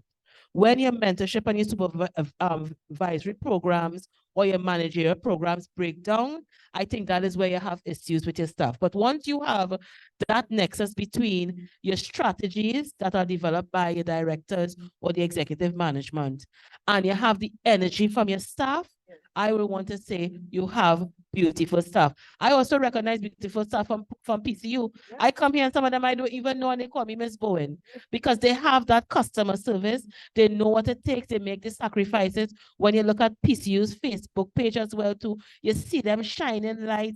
You know, I just want to also recognize the staff at PCU who I've interacted with, but I also want to big up my Transcorp staff, and Jadiel is one of them who I would want to recognize. You see, our introduction, you better as well don't be nervous. You know what you wanted to come and talk about. Food prices, a real topic. What you wanted to come and talk about with food prices? Why you choose food prices? Good morning. Good morning, all. Happy International Women's Day. And Mrs. Bowen, you always do this to me. Food prices. That is something that is affecting me at home. And I even discussed it with Mrs. Rodriguez, and I told her, I said, I want to talk about it because it's something that is affecting everyone. Yes, and me being a stepmom, and as you all said earlier on, the holder of the purse, I find it difficult at times when I have to face the supermarkets, you know, even the greengrocer.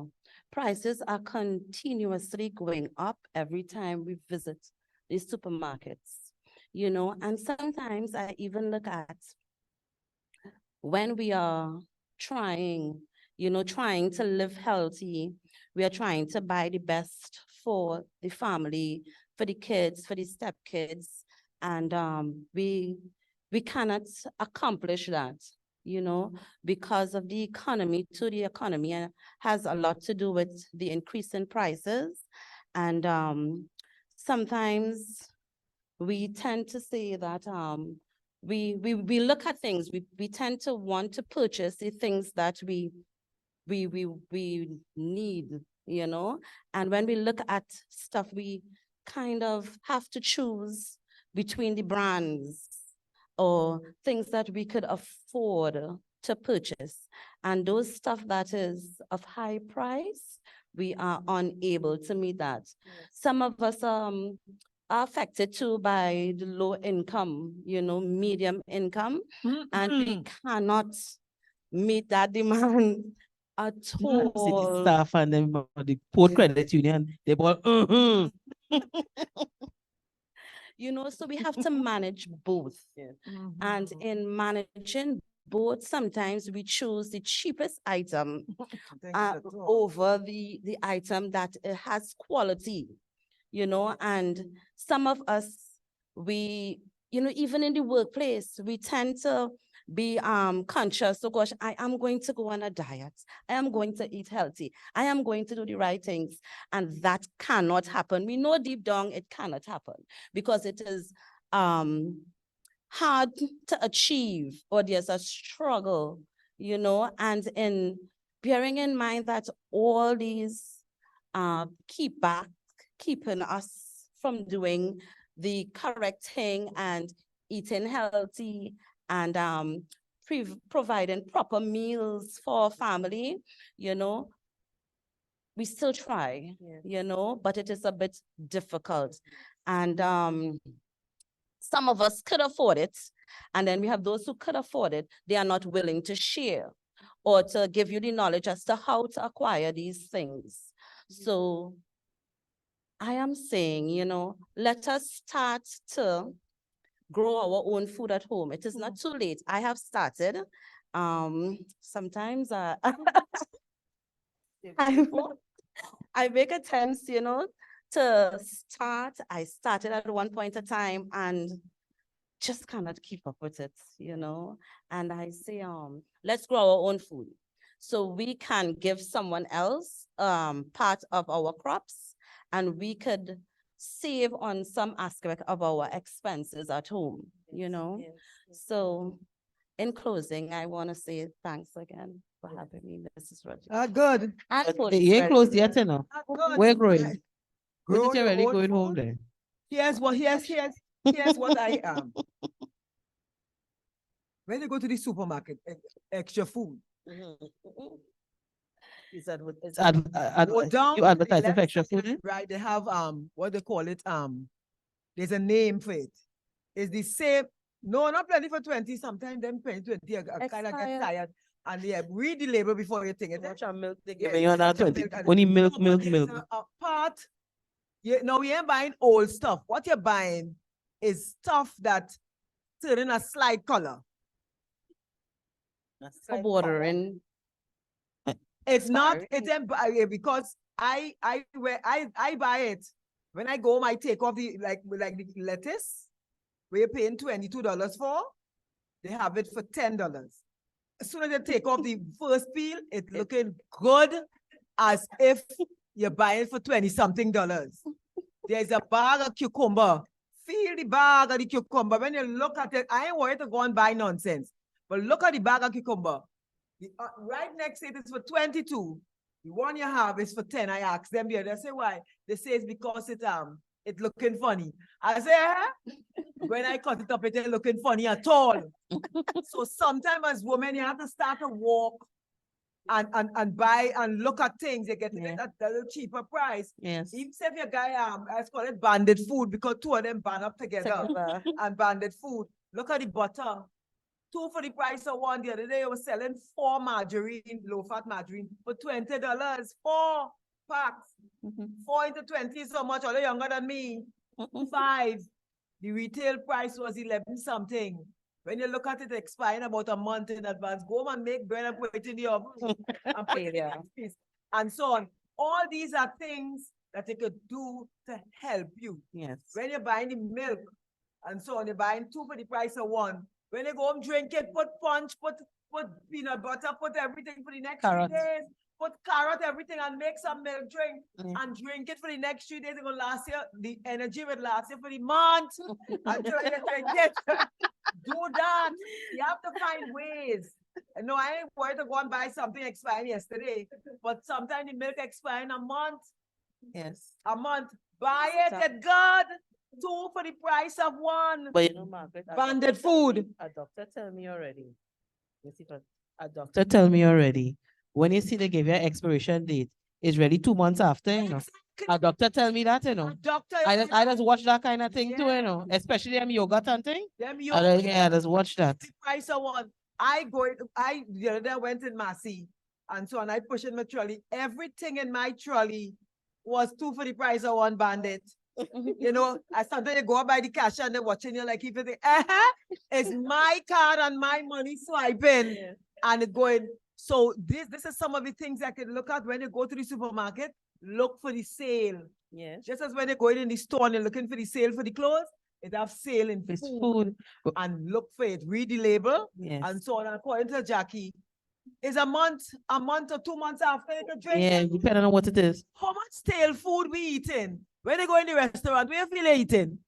Where you feel it? It's expired food. I went by a Don't call it name. Don't call it name. God. Liability. Yes, oh, thank you, lawyer. I know I went by a particular a fruit stall in McCoy. I went there for a fruit stall. When I went there, I went to buy pawpaw, and there were overripe pawpaw, and some of them have the little nuances on the label, on the thing, some light green and so on and whatever, but they were overly ripe and some of them bordering on dumping. But there was this guy taking all of them.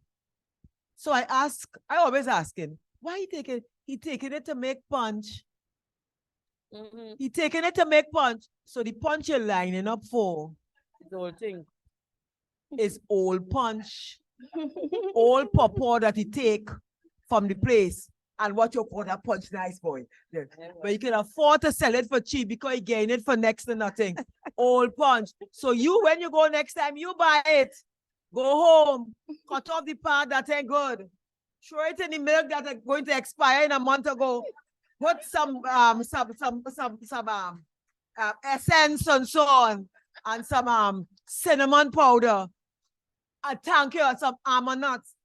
If you have a look for the 2 for peanut butter for the price of 1, look, put a spoon of peanut butter, cock up your leg, and eat it and drink it. Yeah? Okay, darling. Thank you, sweetheart. Alright, I didn't want to bring it up because of the uniform. I didn't want to bring it up. And you know, it's like me too. You know, you tell me I drop check in the bank before I come here and wherever the case may be. Yes, you did. Before I go by the cash register, all the time when I in the grocery, I check my account. Yes. I just go online to see let me see what's going on in the What's trolley yes. and what's going on my card. Yes. And from that point, I decide I keep in this back and I taking this in my Okay. trolley and so forth. Yes. So I mean, it's the balancing is not only whether you're employed or so. I'm self-employed, but the balancing is the fact that again, as a custodian of the family purse, you're balancing being healthy, you're balancing being reasonably priced. It's a balance all around. You know, so Julian, I think it was a very good topic. You see how you went good? You see how you went well? You feeling good? Thanks for the Right. encouragement. Yes. So you know, next time you're back on your red couch again, right? Ladies, it's 11:30 and we Yes. have a giveaway. Weaver, would you come? I want to bring one of the boxes. So who is bring one of those bags there for me so I can share. There's another NGO having a program this afternoon, of which I am the feature speaker. Yes. Hey, you're young, you could jump up there. The Spiritual Baptist Faith Incorporation, they are launching a program calling Empower Her. It's a program where they are going out to all the communities to empower women and girls to live life and to understand the health issues. It will be launched today at the Arima branch of our police credit union. See how we partner and give us a clap now. We only partnering with people to make things. So Dr. Agatha Carrington is the person behind that and so on. And she has donated 5 bags of us. I'll tell you what is in the bag. It's a gift voucher just for you for a clinical breast examination from Pink Hibiscus Breast Health Specialist. A voucher. I'm going into the bag again. And I'm crawling out. A gift voucher, Trinidad and Tobago Cancer Society, a pap smear screening. Yes, yeah. And also, she has in the bag, it's like a health card, a key ring, where any moment you could just look and check of the different situations with respect to we're having this upside down. Okay. A call to action uplifting women. And then they have here sudden effects of sugar on the body, and they have all the different things. And it's here. And this is in the bag. She gave us 5. I am going to hand over to Jackie 2 so that she can give 2 to her team. I will keep 2 for my team. And we have 1 for somebody online to win today. So I don't know what methodology that Jackie is going to use, but it's only 2 she gets in there, not 22. Yes. So Boy, yes. you put him in trouble here. Yes. So could you bring 2 for me? The Spiritual Baptist Faith Incorporated Empower Her. Going to be launched today. Dr. Agatha Carrington will be there at the Police Credit Union again, partnering with 2 for her. Why are you bringing 3? Listen, you see what's going on? This is Shannon, our executive assistant at the office. Yes, I'm handing over 2 to Jackie. Yes. So that Shannon, don't she go will- far. She will Official. will go put the other 2 things. Yes. We have 1. Sydney, I don't know what you all will come up with for the one for the online and for us here. I don't know. Yes. What you think, Candice? Candice is that one. our BDU, our senior BDU officer, business development unit we have formed, and they are doing let me tell you, a mile a moment work. We have Shelly Moore and they from the loans department. When you come up on the 2nd floor, Yes. Shelly does just give away loans. She's a giveaway. Yes. Wow.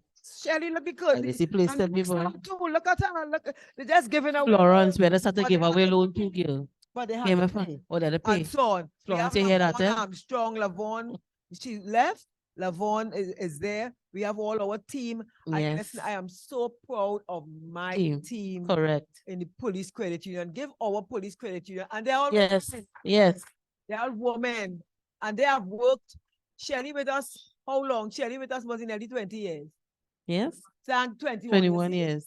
I know What does the Shelly they always talking before about? Shelly was born. Okay. I knew Shelly father and I trained together as police officers. Serious? Yes, Shelly, So- before she was born. So Shelly So navel she string, got big, so. the navel string planted here then. Yes. That was so. And she Oh. had twin, and all the other team, Dana, Nadi, Narda.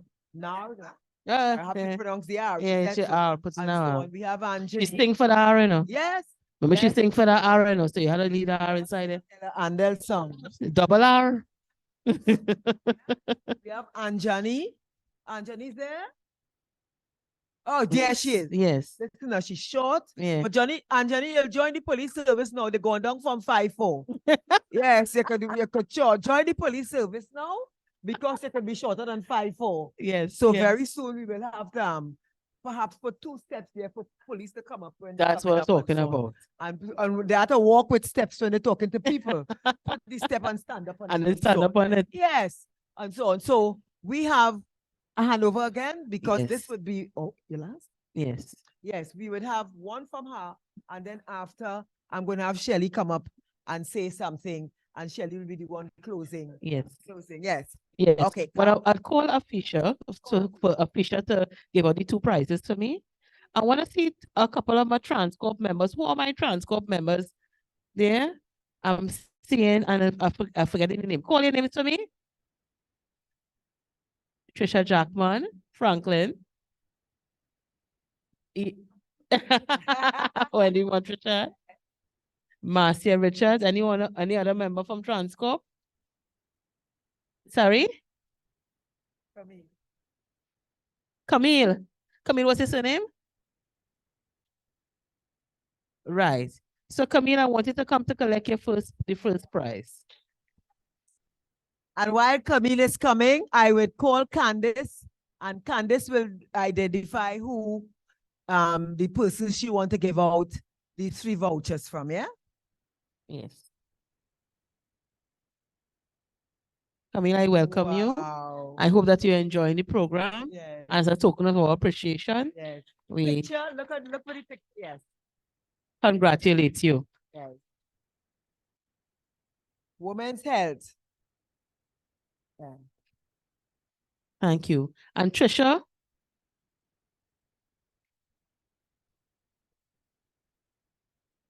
Trisha, I want to extend our appreciation to you.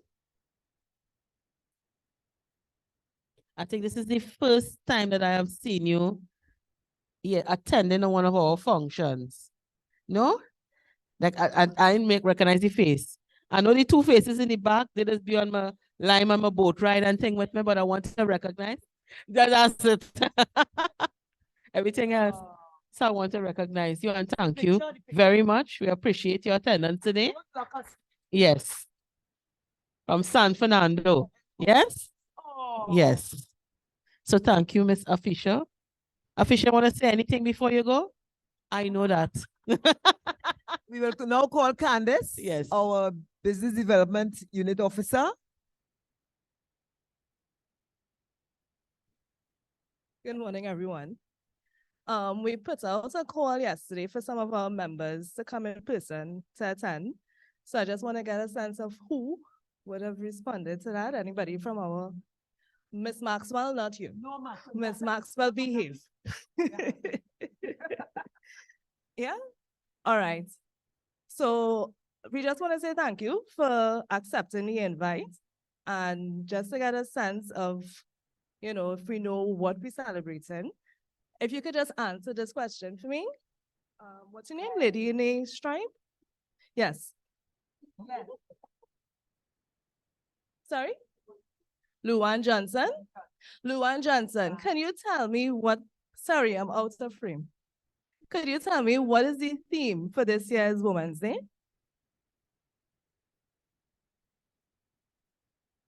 You can Google it quick. And while she's Googling, if any other member, very good. So you could come collect your prize. Wow. All right. Congratulations. Why? We have to get a picture.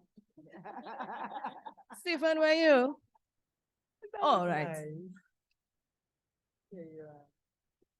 For the picture. Very nice. Thank you.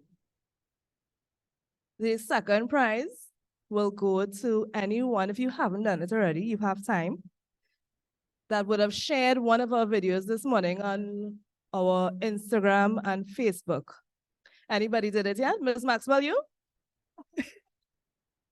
We shared some videos. You would see these lovely ladies featured. Yes.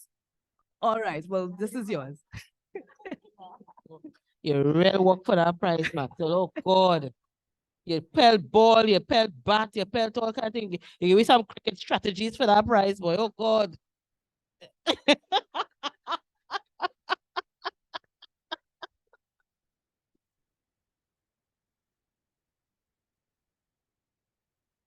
Nice, man. And you pose for the prize too. Yeah, easy, you know, Maxwell. Thank you so And the much. third prize will be for someone on Zoom. Sydney, if you could tell me who is the first person to log in on Zoom.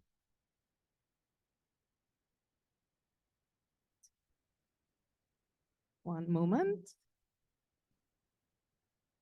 And hi again to our Zoom members. I don't know how many members we have on Zoom, how many on Facebook. Say good morning. So and if thank you're, you.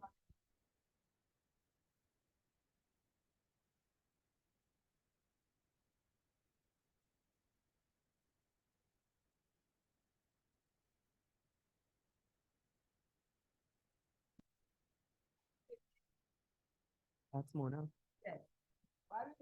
Zoom, we can ask. Mona Brown. Mona Brown is our, I should say, portfolio manager from an insurance perspective at Transcorp.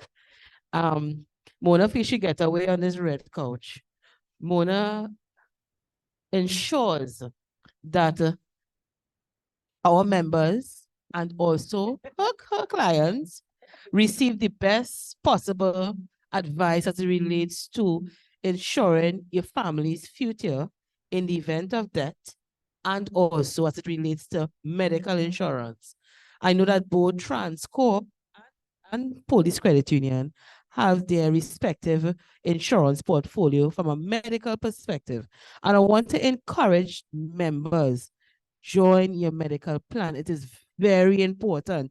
You see the benefits of it.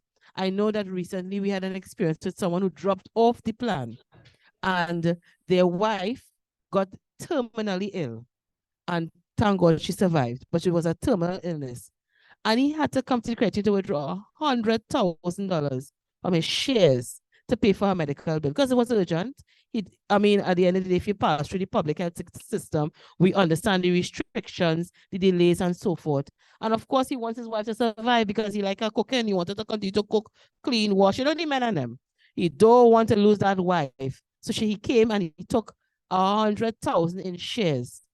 And you know, if he had gone through the medical plan, he would have had to pay the 100,000. However, he would have gotten the $70,000 to $80,000 back, depending on the institution in which you attend. So insurance is when you have kids, you understand, to maintain hygiene, your glasses, your teeth, you just visiting the doctor. I just had to go and get an injection on my knee when I send back in my claim. So things like that. The medical insurance is very, very important. So I really want to invite Mona to just tell us a little bit as to why women ought to focus on having a medical plan, insurance plan, your life insurance, and all those things in place.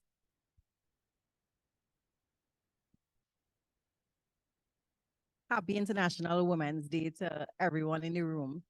It is indeed a pleasure to be here. You know, when I just think and meditate on the flow of this session today, so many inspirational stories were shared.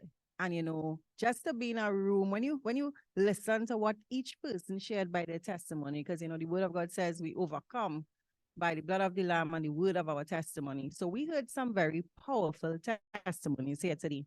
And to me, you know, I felt so uplifted to be in a room of women who not only represent presence, but a force. When you think of just this story from Miss Thompson Brown, you know, I too am a Brown. But when we listen to the flow of the stories of all the women and what they share, we know that, you know, in this room is strength. In this room is valor. In this room is courage. In this room is determination. In this room is so much. And I just, you know, feel so inspired today to be here and to be a part of such an important initiative. When we think of insurance and what insurance could do, so much of our culture might say, you might hear people say insurance is a rip-off. I don't like insurance. And some people even have stories of what they might think happened to friends or loved ones who had insurance in the past. So they kind of have a negative view of insurance. But for me, as a 40-year-old mother of 2 boys, I can tell you from my experience, I had the privilege of being hired to work in an insurance company at the tender age of 17. And I grew up in what would be considered a life of poverty. But you know, when you grow up poor, but your home have so much love, you don't really notice you're poor until you get out into the workplace and you realize, wait, I really was poor. But insurance changed my life. Walking into Clico at 17 and taking out my first policy for $50 a month, first savings policy. And as my life continued being part of that environment, having access to that knowledge, that wealth of knowledge of the power of insurance, because the word of God says we perish for a lack of knowledge. So we need to have right knowledge. And with that, we will get understanding and it will bring wisdom to command a certain level of, I want to say, authority in your financial life. I want to say financial independence in your financial life, because from the age of 17 to now, as a single parent mother, I was able to purchase a home. And we know homes are in the value of millions. I was able to pay for 2 surgeries for my son, who is 13 now, but he would have had his first major surgery at 4 years old. And then at 10 years old, because of insurance, I was able to pay down on that home from the cash value savings of insurance. I was able to take care of my mother's healthcare for 10 years, suffering from heart disease because of insurance. So insurance could be a pillar in so many ways. And even as women, you know, we uphold so many things just by the virtue of who we are. We represent love. We represent compassion. So we tend to put ourselves way down on the radar of importance. And we don't really set aside finances for the needful. Imagine, look at what one of those gifts were in that bag, a breast exam. How many of us put aside money for things like that? And this is what insurance could do for you, because you could do your preventative care checkups, so you could make sure that you are in the best of health to show up for your team, whether it be your husband, whether it be, you know, your home, your family, your sisters, your community. We serve in so many capacities. When you listen to what every woman shared, we are always serving, and we kind of put ourselves last. But insurance could give us that financial stability to do the things that are the needful when they come up. So I have so many stories of women who, when they found out or they were diagnosed that they had cancer, they didn't have to worry about where they will find the money to pay for chemo. Or you have a clogged artery, where you will find the money to clear that. Even now, I have a friend whose mom, you know, had a brain aneurysm 2 days ago, and that surgery in St. Clair is $300,000. And this is the kind of uncomfortable conversations we don't like to have, but we need to think about, because this is what insurance could do. So you don't have to worry about how you could pay. The only concern now is how I can get better, you know, by the grace of Almighty God. So I hope today I would have kind of encourage you, if you don't have that insurance now, whether it be health insurance, whether it be some type of savings for short-term or medium-term goal, or life insurance to take care of the needs of your loved ones, so your children's dreams don't have to die if you die suddenly. I hope I would have stirred up, you know, something in you to ask the important questions, to seek out whoever you may know in your community who may offer the service of selling insurance. You know, reach out to the credit union. And as Ms. Gordon Rodriguez would have explained, there's so many people in the community of a credit union that you could have so many other value-added services. When you just look at the complement of what the credit union members are, who they are, you could get legal advice, you could get medical advice, you could get insurance advice. So I hope I would have stirred up something in you to ask that uncomfortable question, and you could develop and add insurance to your financial plan. And the last thing I want to say is this. You know, when I was coming here today, I was thinking about the theme for International Women's Day. And I started to ask myself the question. I always have these little monologues with myself. And I said, you know, Mona, what does inclusion mean to you?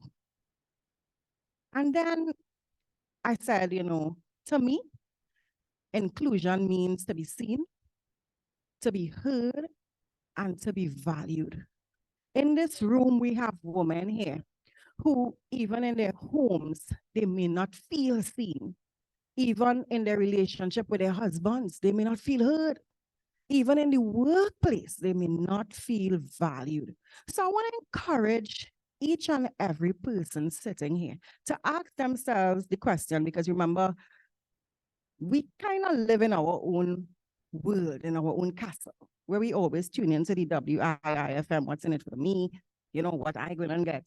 But I want to encourage us to think of inclusion for others, and to think of it from the perspective of starting where we are, in the seat that we sit in. how can we contribute to inclusion for others? Because in all of us, there is a light that we carry. And there's no light too dim, and there's no light too bright. So sometimes your light could be, you could just be the light for the party. You don't even know who feeling down, who feeling depressed. And you could bring life into a room. You could bring life into a situation where there might be death. Sometimes the light in somebody else might be strength, because when everybody else weak, they're strong. Sometimes the light in somebody else could be motivation, because, you know, they just know how to encourage others. Let us dig deep and think of that and think to serve. And I will close by quoting my favorite poem. I fell in love with it as a child because, you know, when you grow up in a community that is labeled as bad, you know, and I will say it, Mover, I'm proud to be from Mover. So much could keep you down. So much of what you're seeing could make you feel like you will fail. And that poem encouraged me, and I'm paraphrasing, not word for word, but the poem says, our deepest fear is not that we are inadequate. It is that we are powerful beyond measure. It is not our darkness that scares us, but the light in us. And we ask ourselves, who are we to be brilliant, to be gorgeous, to be talented, to be fabulous? That's who we are. As women, we are all these things. We are called to let our light so shine, to manifest the glory of God that is in us. And when we do that, we encourage others to do the same. So I want to encourage us to let that light shine and encourage others to do the same. Happy International Women's Day. It's real. What a way to, what a way. We have one. Oh, more, yes. But that is a nice, Yeah. sweet, sweet yes. message, boy. From insurance point of light. Yeah, boy. From insurance of light, boy. I'm telling you. You know, I want to just recognize, you know, that there were a couple of persons to come in to talk, but they had to leave. Yeah. I want to recognize two of them. One director, Crystal Hoy Childs, I don't know if she's online. Crystal Hoy King, she was here. And I want to recognize our help person, our help girl, Miss Civil Nichols. She was here as well. I know they might be joining us online. And you know, it was unfortunate they wasn't able to speak. You know, there's a whole day program, you know. I think this morning, breakfast 2 hours. I think a weekend is better. Yeah, At some place in Tobago. This was so, You know, so near to the sea. enjoyable. You know, before we call the last speaker to, are they gone again? tell them to come back. I want them to, why are they walking out? This is the boss. I don't understand that. All they only sneak, all they done talk already, all they had to sneak out. I want to take the opportunity, and I'm taking the opportunity to Margaret to call all the staff of both Transcorp and Police Credit Union. Just come and just grace us with your, let's just see what you look like. Let everybody see what you look like. Come on. Let members see come the on, type staff, of values, staff. the persons who behind the Behind- strong. Behind the veil. Yes, yeah, behind the veil. Yes, behind you the know, veil. persons who every day they get up at 4 o'clock. I want to stand. Yes, come. Because every morning Fever. they get up at 4 in the morning. Come, they staff. put their family together. And that's after doing homework in the night. Eh? You understand? And maybe I'm talking for myself too. Yeah. You know, you get every day. You come to work here. Let's start with the day. We starting with the day. Come on, the short So you get up ones 4 in o'clock front, in the short morning. ones behind. And Jenny, go in front, no man. You get your family ready. Come on, staff. You understand? Yes. You have three children and your husband is 4. Right? Yeah. And you get them ready to go. Yeah. And you take that transport, you either drive down in that traffic, Yes. or you jump in a maxi or a PTSD, but that's always delayed. PTSD or the thing, right? Right. And you reach down on your office and you find some negative energy woman to tell you some kind of outer time and talk. You take that. You come, a member come up to you and they want to cuss. You think, or you take out my money, deduction, this, that, next. You take that. Your supervisor come and tell you something out of timing, you take that. And you're still smiling. And then the school call you and say, listen, your child's sick. Somebody not go and pick up the child. You take that. I mean, we're talking real talk. We're talking real talk. Somebody call in a meeting, they ask you something out of timing, you take that. And you take and you take and you take. And you have to give. I listen to Florence. You take all the emotional things that you go through and you have to give. You have to smile. This is the business of customer service. Nobody cares what you have to take. Everybody cares what you have to give. This is the business of customer service. And these are the members of staff here that take that and still have to give. And still have to balance all the things about their life. They might be working late in the evening, or they might have to go home early because they reach home to see about their family. They have to go home, work this test time. Yesterday in a meeting, I'm doing my nails and I'm also doing creative writing. I don't even know how I do all them three things. And I had to take that. I reached here by police credit union and see Candace laugh at me. The driver come pick up my daughter. And I say, right, she going gymnastic.